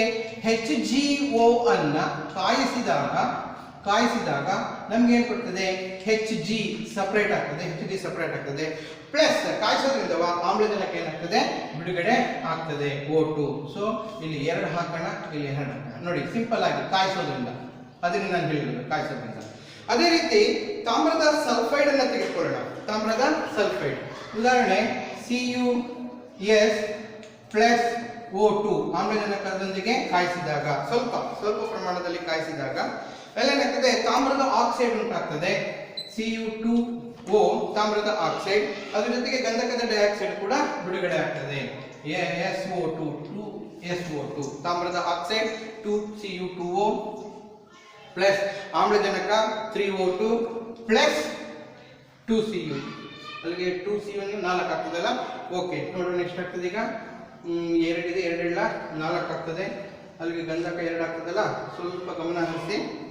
ಸ್ವಲ್ಪ Cu2S Cu2O Cu2S Cu2O 2C. ಈಗ ನೋಡಿ 4, ಇಲ್ಲೂ 4, ಆಮ್ಲಜನಕ 3 6, 2 4 ಪ್ಲಸ್ 6, ಗಮನ ಆಯ್ತು. ಸೊ ಆಯ್ತು, ಓಕೆ. ಇದಾದ್ಮೇಲೆ ತಾಮ್ರದ ಆಕ್ಸೈಡ್ ನೋಡಿ, ಮತ್ತೆ ತಾಮ್ರದ ಆಕ್ಸೈಡ್ ಅನ್ನ ನಾವು ಕಾಯಿಸಿದಾಗ ಅಲ್ಲೇನಾಗ್ತದೆ? ನಮಗೆ ಆಮ್ಲಜನಕ ಹೊರ ಬರ್ತದೆ, ತಾಮ್ರ ಸಪರೇಟ್ ಆಗ್ತದೆ ಮಕ್ಕಳೇ. ಸೊ ಹೀಗೆ ಸರಳವಾಗಿ ಕಾಯಿಸುವುದರಿಂದ ನಾವು ಆಮ್ಲಜನಕವನ್ನು ಹೊರ ತೆಗೆದು ಕಡಿಮೆ ಕ್ರಿಯಾಕಾರಕ ಹೊಂದಿರತಕ್ಕಂತಹ, ಈ ಉದಾಹರಣೆ Cu2O ಅನ್ನ ಕಾಯಿಸೋದ್ರಿಂದ Cu ಪ್ಲಸ್ O2 ಅರ್ಥ ಆಯ್ತಲ್ಲ. ಸೊ 2 ಆಗ್ತಾಗ ಇಲ್ಲಿ 2 ಆಗ್ತದೆ, 2 2 4, ಇಲ್ಲಿ 4 ಆಗ್ತದೆ, ಪ್ಲಸ್ ಆಮ್ಲಜನಕ ಬಿಡುಗಡೆ. ಇದು ಒಂದು ಕಡೆ ಸರಳವಾಗಿ ಮಾಡಬೇಕು ಅಂತ. ಸೊ ಇನ್ನೊಂದು ಅಂಶ ಗಮನ ಹರಿಸೋಣ ಮಕ್ಕಳೇ, ಇದು ಕ್ರಿಯಾಕಾರತ್ವ ಕಡಿಮೆ ಇರೋದು. ಹಾಗಾದ್ರೆ ಮಧ್ಯಮ ಕ್ರಿಯಾಕಾರತ್ವವನ್ನು ಹೇಗೆ ಅನ್ನೋದನ್ನ ಸ್ವಲ್ಪ ಗಮನ ಹರಿಸೋಣ. ಓಕೆ, ಈಗ ಮಧ್ಯಮ ಕ್ರಿಯಾಕಾರತ್ವ ಹೊಂದಿರುವ ಮಧ್ಯಮ ಕ್ರಿಯಾಕಾರತ್ವ ಅದೊಂದನ್ನು ನೋಡ್ಬಿಡೋಣ, ಆಮೇಲೆ ಇನ್ನು ಬಹಳ ಈಸಿ ಆಗ್ತದೆ. ಮಧ್ಯಮ ಕ್ರಿಯಾಕಾರತ್ವ ಹೊಂದಿರತಕ್ಕಂಥ ಲೋಹಗಳನ್ನು ಉದ್ಧರಿಸೋದು ಹೇಗೆ ಮಕ್ಕಳೇ? ಇಲ್ಲಿ ಎರಡು ತರ ಬರ್ತದೆ ನಮಗೆ. ಒಂದು ಸಲ್ಫೈಡ್ ಓರ್ ಬರ್ತದೆ, ಸಲ್ಫೈಡ್ ಓರು ಅಂದ್ರೆ ಸಲ್ಫೈಡ್ ಅದಿರು ಬರ್ತದೆ, ಅದಿರು. ಇನ್ನೊಂದು ಕಾರ್ಬೋನೇಟ್ ಅದಿರು ಬರ್ತದೆ ಮಕ್ಕಳ, ಕಾರ್ಬೋನೇಟ್ ಅದಿರು.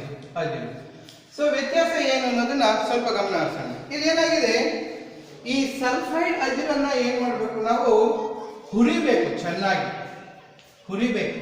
ಅದೇ ಕಾರ್ಬೋನೇಟ್ ಅದಿರನ್ನು ನಾವು ಸ್ವಲ್ಪ ಪ್ರಮಾಣದಲ್ಲಿ ಕಾಯಿಸಬೇಕು, ಅಷ್ಟೇನೆ, ಕಾಯಿಸುವುದು.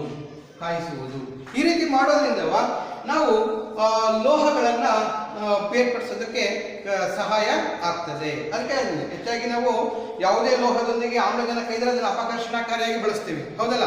ಈ ಅಪಕರ್ಷಣಕಾರಿಯಾಗಿ ಬಳಸಕ್ಕೆ ಅಪಕರ್ಷಣಕಾರಿಯಾಗಿ ಯಾವುದನ್ನ ಬಳಸ್ತೀವಿ? ಇಂಗಾಲವನ್ನ ಬಳಸ್ತೀವಿ. ಕಾರ್ಬನ್ ಆಮ್ಲಜನಕವನ್ನ ತೆಗೆದು ಲೋಹವನ್ನು ಬೇರ್ಪಡಿಸ್ತದೆ. ಇನ್ನು ಕೆಲವು ಸಂದರ್ಭದಲ್ಲಿ ಇಂಗಾಲಕ್ಕೆ ಬದಲಾಗಿ ಕೆಲವೊಮ್ಮೆ ಹೆಚ್ಚು ಕ್ರಿಯಾಕಾರಿ ಲೋಹಗಳನ್ನು ಅಪಕರ್ಷಣಕಾರಿಯಾಗಿ ಬಳಸ್ತೀವಿ. ಈ ರೀತಿ ಬಳಸಿದಾಗ ಅಲ್ಲೂ ಕೂಡ ನಾವು ಶುದ್ಧ ಲೋಹಗಳನ್ನ ಪಡಿಬಹುದು ಮಕ್ಕಳ. ಸೊ ಅದು ಹೇಗೆ ಅನ್ನೋದನ್ನ ಒನ್ ಬೈ ಒನ್ ನೋಡೋಣ. ಈಗ ಮೊದಲನೆಯದಾಗಿ ಈ ಹುರಿಯುವಿಕೆ ಇದೆಯಲ್ಲ, ಇದರಲ್ಲಿ ಏನಾಗ್ತದೆ,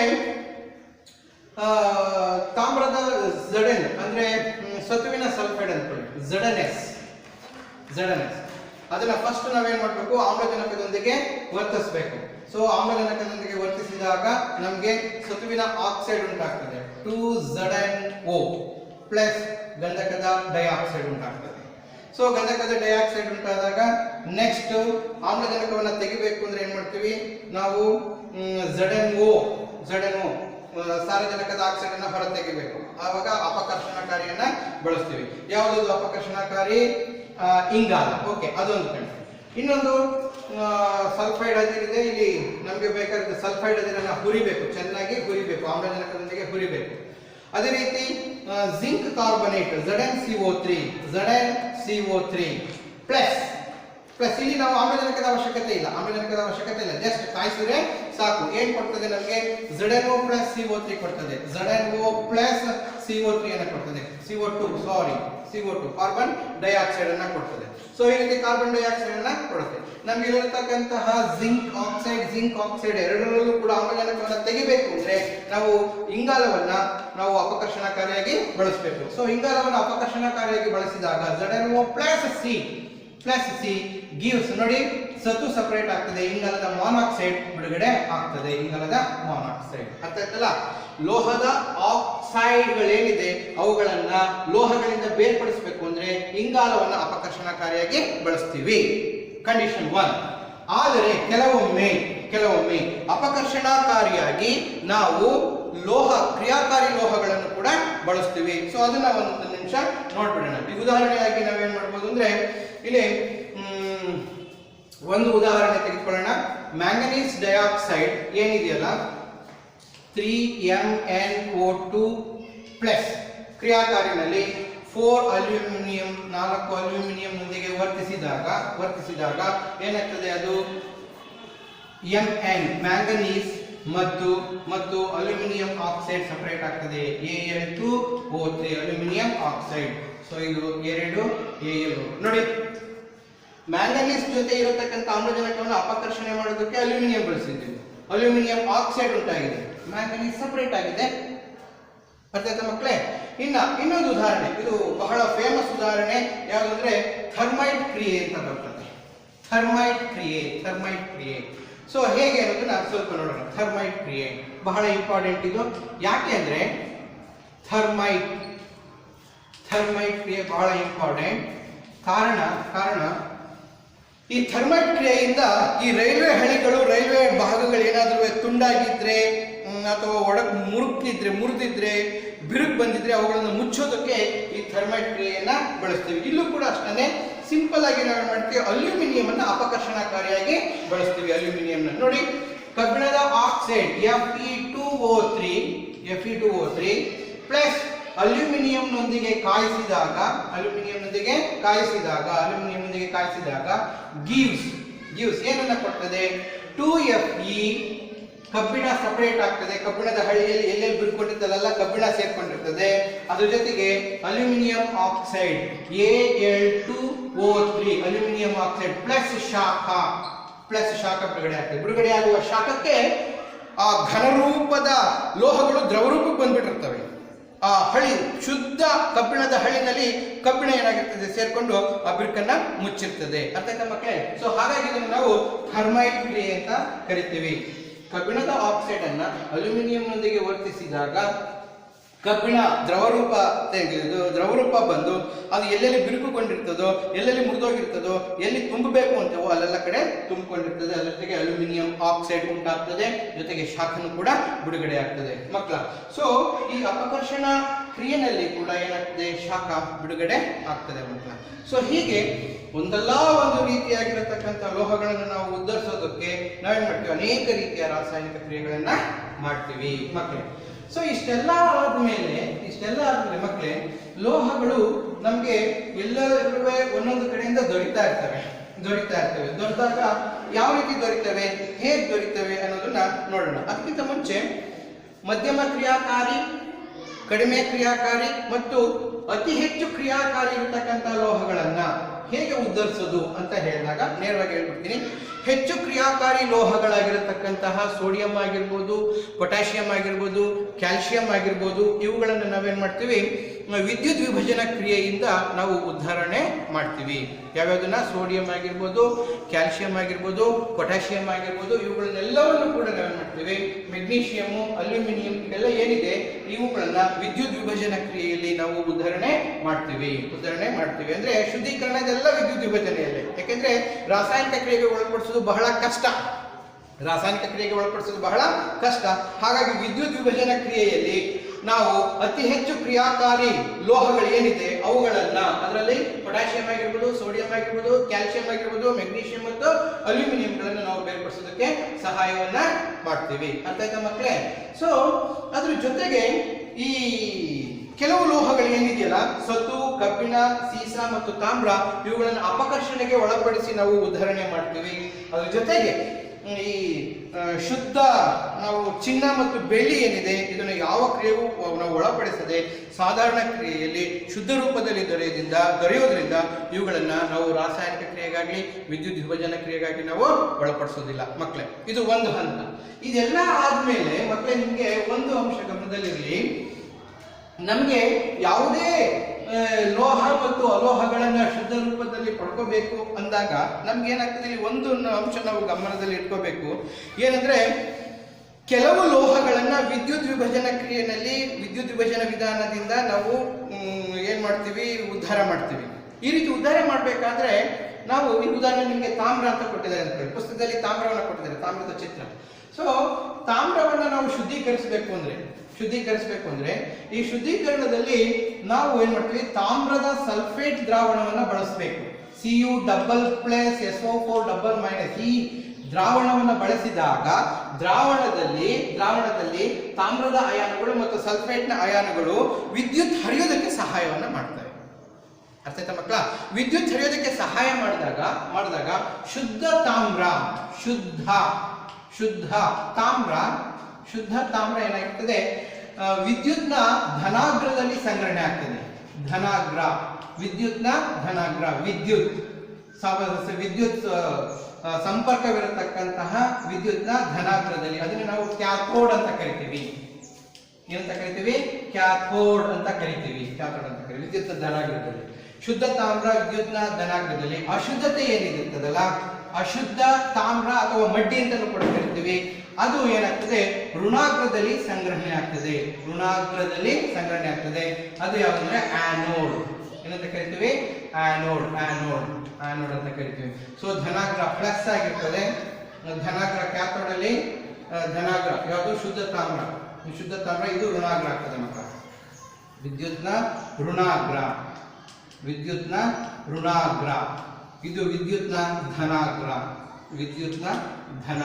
ಧನಾಗ್ರದಲ್ಲಿ. ಅವಾಗ ಕ್ಯಾಥೋಡ್ ಏನಾಗಿರ್ತದೆ ಮೈನಸ್ ಆಗಿರ್ತದೆ, ಆನೋಡ್ ಏನಾಗಿರ್ತದೆ ಪ್ಲಸ್ ಆಗಿರ್ತದೆ ಮಕ್ಕಳು. ಅರ್ಥ ಆಯ್ತಲ್ಲ? ಯಾವುದೇ ಅಶುದ್ಧ ಲೋಹಗಳನ್ನು ನಾವು ವಿದ್ಯುತ್ ವಿಭಜನ ಕ್ರಿಯೆಗೆ ಒಳಪಡಿಸಿದಾಗ ಶುದ್ಧ ಲೋಹವು ಕ್ಯಾಥೋಡ್ನಲ್ಲಿ ಸಂಗ್ರಹಣೆ ಆಗ್ತದೆ, ಅಶುದ್ಧ ಲೋಹ ಅಥವಾ ಅಶುದ್ಧಗಳು ಧನಾಗ್ರದಲ್ಲಿ ಸಂಗ್ರಹಣೆ ಆಗ್ತವೆ. ಈ ರೀತಿ ನಾವು ಲೋಹಗಳನ್ನು ನಾವು ಬೇರ್ಪಡಿಸಬಹುದು. ಅದರಲ್ಲೂ ಶುದ್ಧತೆ ಎಷ್ಟಿರುತ್ತೆ ಅಂದರೆ ಸುಮಾರು 99.90ರಷ್ಟು. ಮಕ್ಕಳೇ ನೋಡಿ, ರಾಸಾಯನಿಕ ವಿಧಾನಗಳಿಂದ ನಾವು ಲೋಹಗಳನ್ನು ಹೇಗೆ ಉದ್ಧರಿಸೋದು ಅನ್ನೋದನ್ನು ತಿಳ್ಕೊಂಡ್ವಿ. ಅದರಲ್ಲೂ ಕಡಿಮೆ ಕ್ರಿಯಾಕಾರತ್ವ, ಮಧ್ಯಮ ಕ್ರಿಯಾಕಾರತ್ವ ಮತ್ತು ಹೆಚ್ಚು ಕ್ರಿಯಾಕಾರತ್ವ ಇರತಕ್ಕಂಥ ಲೋಹಗಳನ್ನು ಹೇಗೆ ಉದ್ಧರಿಸೋದು ಅಂತ ತಿಳ್ಕೊಂಡ್ವಿ. ಮೂಲತಃವಾಗಿ ಇದೆಲ್ಲ ಆರಂಭವಾಗೋದು ಯಾವುದರಿಂದ ಅಂತ ಮಕ್ಕಳೇ? ಲೋಹೋದ್ಧರಣ ಅಂತ. ಇದ್ರ ಬಗ್ಗೆ ನಾವು ಸ್ವಲ್ಪ ತಿಳ್ಕೊಬೇಕು ಮಕ್ಕಳೇ, ಯಾಕೆಂದ್ರೆ ಬಹಳ ಇಂಪಾರ್ಟೆಂಟ್ ಇಲ್ಲಿ. ಲೋಹೋದ್ಧರಣ ಎಂದ್ರೇನು? ಲೋಹೋದ್ಧರಣ ಅಂದ್ರೆ ಲೋಹಗಳನ್ನು ಅದುರಿನಿಂದ ಬೇರ್ಪಡಿಸುವುದು ಎಂದರ್ಥ. ಲೋಹಗಳನ್ನು ಅದುರಿನಿಂದ ಬೇರ್ಪಡಿಸೋದು. ಹಾಗಾದ್ರೆ ಈ ಅದಿರುಗಳೆಲ್ಲಿರ್ತವೆ ಅನ್ನೋದು ನಮಗೆ ಪ್ರಶ್ನೆ ಉದ್ಭವ ಆಗ್ತದೆ. ಈ ಅದಿರುಗಳೆಲ್ಲಿರ್ತವೆ ಮಕ್ಕಳೇ? ಭೂಮಿಯಲ್ಲಿ ಸ್ವಾಭಾವಿಕವಾಗಿ ದೊರೆಯುವ ಎಲ್ಲ ವಸ್ತುಗಳನ್ನು ನಾವು ಖನಿಜ ಅಂತ ಕರಿತೀವಿ. ಅದು ನಿಮ್ಮ ಗಮನದಲ್ಲಿರಲಿ ಮಕ್ಕಳೇ.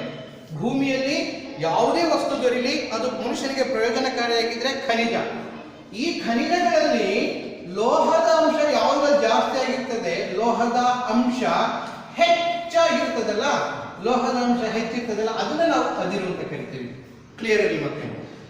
ಖನಿಜ ಎಂಬುದು ಸ್ವಾಭಾವಿಕವಾಗಿ ಮನುಷ್ಯನಿಗೆ ಲಾಭದಾಯಕವಾಗಿರತಕ್ಕಂಥ ವಸ್ತು. ಅದರಲ್ಲಿ ಯಾವುದಾಗಿರ್ಬೋದು ಮಕ್ಕಳೇ, ಗಿಡ, ಮರ, ಮಣ್ಣು, ಎನಿಥಿಂಗ್ ಸ್ವಾಭಾವಿಕವಾಗಿ ಏನು ದೊರೆಯುತ್ತೆ ಅದೆಲ್ಲದೂ ಖನಿಜನೇ. ಆದರೆ ಆ ಖನಿಜದಲ್ಲಿ ಲೋಹದ ಅಂಶ ಹೆಚ್ಚಾಗಿರ್ತದಲ್ಲ, ಆ ವಸ್ತುವನ್ನು ನಾವು ಅದಿರು ಅಂತ ಕರಿತೀವಿ. ಅರ್ಥ ಮಕ್ಕಳೇ? ಈ ಅದಿರನ್ನ ನಾವು ಎರಡು ಕ್ರಿಯೆಗಳಿಗೆ ಒಳಪಡಿಸ್ತೀವಿ ಶುದ್ಧ ಮಾಡಬೇಕು ಅಂದ್ರೆ. ಒಂದು ಭೌತ ಕ್ರಿಯೆ, ಇನ್ನೊಂದು ರಾಸಾಯನಿಕ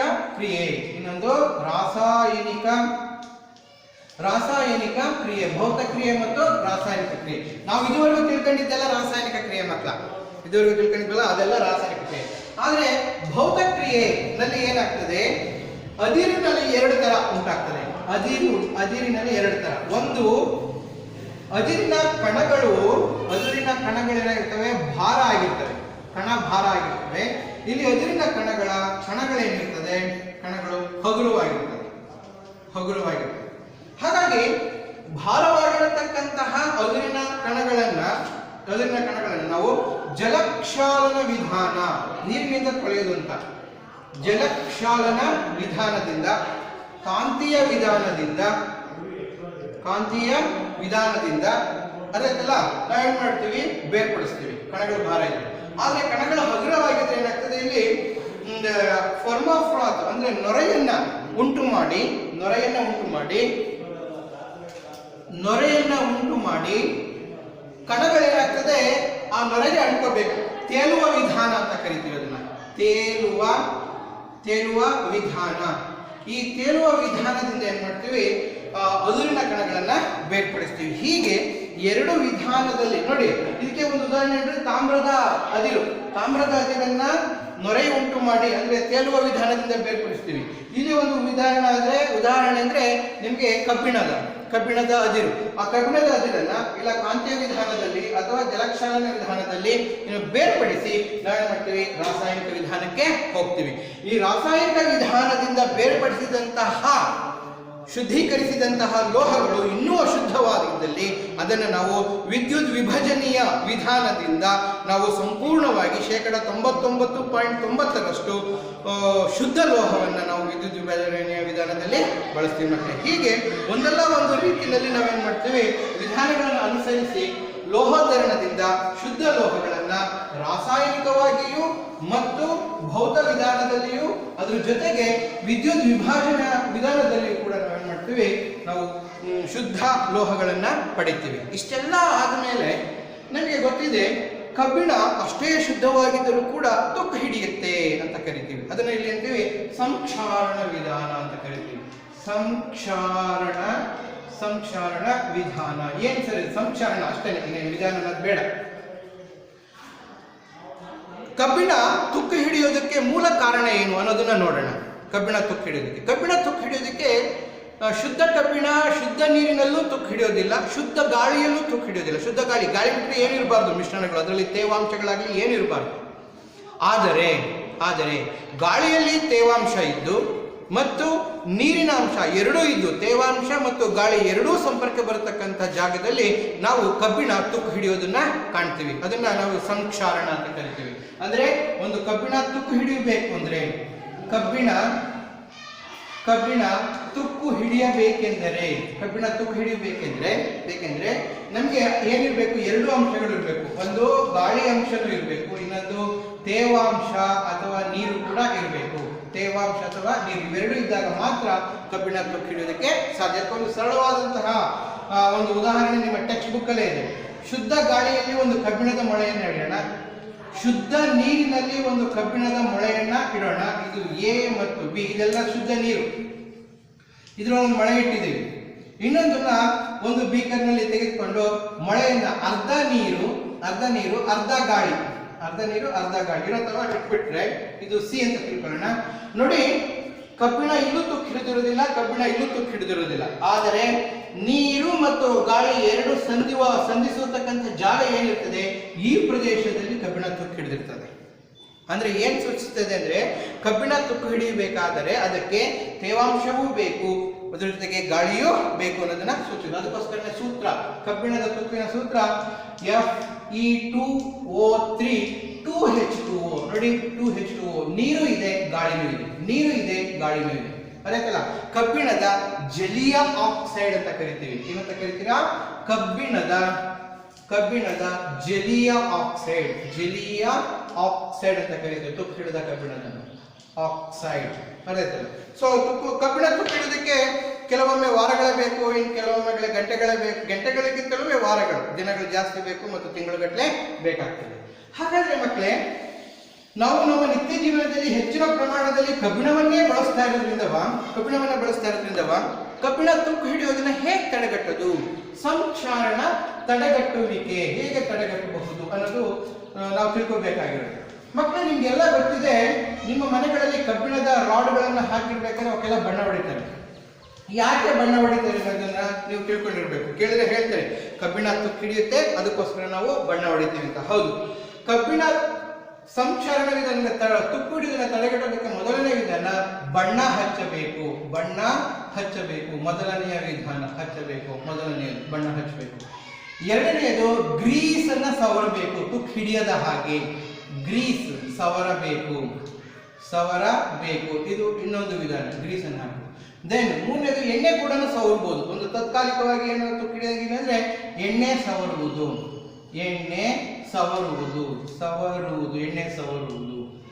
ಇನ್ನು ನಾಲ್ಕನೇದು ಎರಡು ವಿಶಿಷ್ಟವಾದಂಥದ್ದು ಇಲ್ಲಿ. ಒಂದು ವಿದ್ಯುಲ್ಲೇಪನ ಕ್ರಿಯೆ.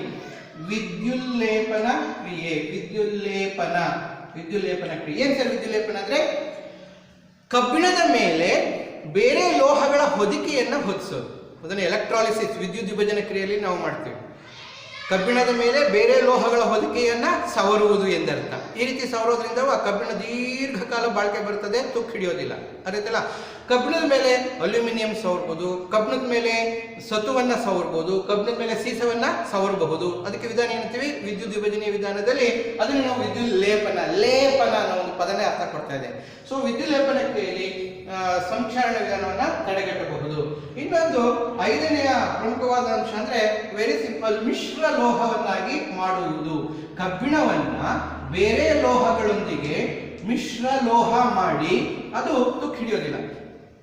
ಕಬ್ಬಿಣವನ್ನು ಮಿಶ್ರಣ ಮಾಡಿದ್ರೆ ಅದು ತುಕ್ಕು ಹಿಡಿಯೋದಿಲ್ಲ. ಹೀಗೆ ಮಿಶ್ರಣ ಮಾಡೋದ್ರಿಂದ, ಮಿಶ್ರಲೋಹ ತಯಾರಿಸುವುದರಿಂದ ನಾವು ಕಬ್ಬಿಣ ತುಕ್ಕು ಹಿಡಿಯುವುದನ್ನ ತಡೆಗಟ್ಟಬಹುದು. ತುಕ್ಕು ಹಿಡಿಯುವುದಕ್ಕೆ ಏನ್ ಮಾಡಿದ್ದಾರೆ, ಈ ಹೊಸ ಪದವನ್ನು ಸಂಕ್ಷಾರಣ ವಿಧಾನ ಅಂತ ಕಂಡುಹಿಡ್ಕೊಂಡಿದ್ದಾರೆ ಮಕ್ಕಳು. ಹೀಗೆ ನಮಗೆ ಅವಶ್ಯಕವಿರತಕ್ಕಂತಹ ವಿವಿಧ ರೀತಿಯ ಲೋಹಗಳನ್ನ ನಾವು ಅವುಗಳೇನಾದರೂ ತುಕ್ಕು ಹಿಡಿತವೆ ಅನ್ನೋದೇನಾದ್ರೂ ಕಂಡು ಬಂದರೆ ಈ ಕೆಲವು ವಿಧಾನಗಳನ್ನು ಅನುಸರಿಸಿ ನಾವು ತುಕ್ಕು ಹಿಡಿಯದ ಹಾಗೆ ತಡೆಗಟ್ಟಬಹುದು ಮಕ್ಕಳೇ. ಹೀಗೆ ನಾವು ನಮ್ಮ ನಿತ್ಯ ಜೀವನದಲ್ಲಿ ಆಮ್ಲ ಮತ್ತು ಪ್ರತ್ಯಾಮ್ಲ, ಅವುಗಳ ಪ್ರಭಾವ, ಲೋಹ ಮತ್ತು ಅಲೋಹಗಳು, ಇವುಗಳ ಒಂದು ರಾಸಾಯನಿಕ ಗುಣ, ಅದರ ಜೊತೆಗೆ ಅವುಗಳ ಒಂದು ವಿವಿಧತೆಯಲ್ಲಿ ಹೇಗೆ ತಮ್ಮ ಗುಣಗಳನ್ನು ಬದಲಾಯಿಸ್ತವೆ, ಭೌತ ಗುಣಗಳು, ರಾಸಾಯನಿಕ ಗುಣಗಳು ಅವನ್ನೆಲ್ಲ ತಿಳ್ಕೊಂಡಿದ್ದೀವಿ ಮಕ್ಕಳೇ. ಹಾಗಾಗಿ ಈ ಜ್ಞಾನ ಏಕೆ ಬೇಕು ಅಂದರೆ ನಾವು ನಮ್ಮ ನಿತ್ಯ ಜೀವನದಲ್ಲಿ ಬಳಸತಕ್ಕಂತಹ ವಸ್ತುಗಳು ಎಲ್ಲ ಲೋಹಗಳಿಂದ ಮಾಡಲ್ಪಟ್ಟಿರ್ತದೆ, ಅಲೋಹಗಳಿರ್ತವೆ, ಅವುಗಳನ್ನು ಕಾಪಾಡ್ಕೊಂಡು ಹೋಗೋದು ನಮ್ಮ ಕರ್ತವ್ಯ. ಅರ್ಥ ಆಯ್ತಾ ಮಕ್ಕಳೇ? ಸೊ ಈ ಪಾಠದಲ್ಲಿ ನಿಮ್ಗೆ ಏನಾದರೂ ಡೌಟ್ ಬಂದರೆ ನಿಮ್ಮ ಶಿಕ್ಷಕರನ್ನ ಕೇಳಿ ಡೌಟ್ಗಳನ್ನು ಬಗೆಹರಿಸ್ಕೊಳ್ಳಿ ಮಕ್ಕಳೇ. ಇದರೊಂದಿಗೆ ಈ ಪಾಠವನ್ನು ಮುಕ್ತಾಯ ಮಾಡ್ತಾ ಇದ್ದೀನಿ ಮಕ್ಕಳೇ. ಎಲ್ರಿಗೂ ಧನ್ಯವಾದ.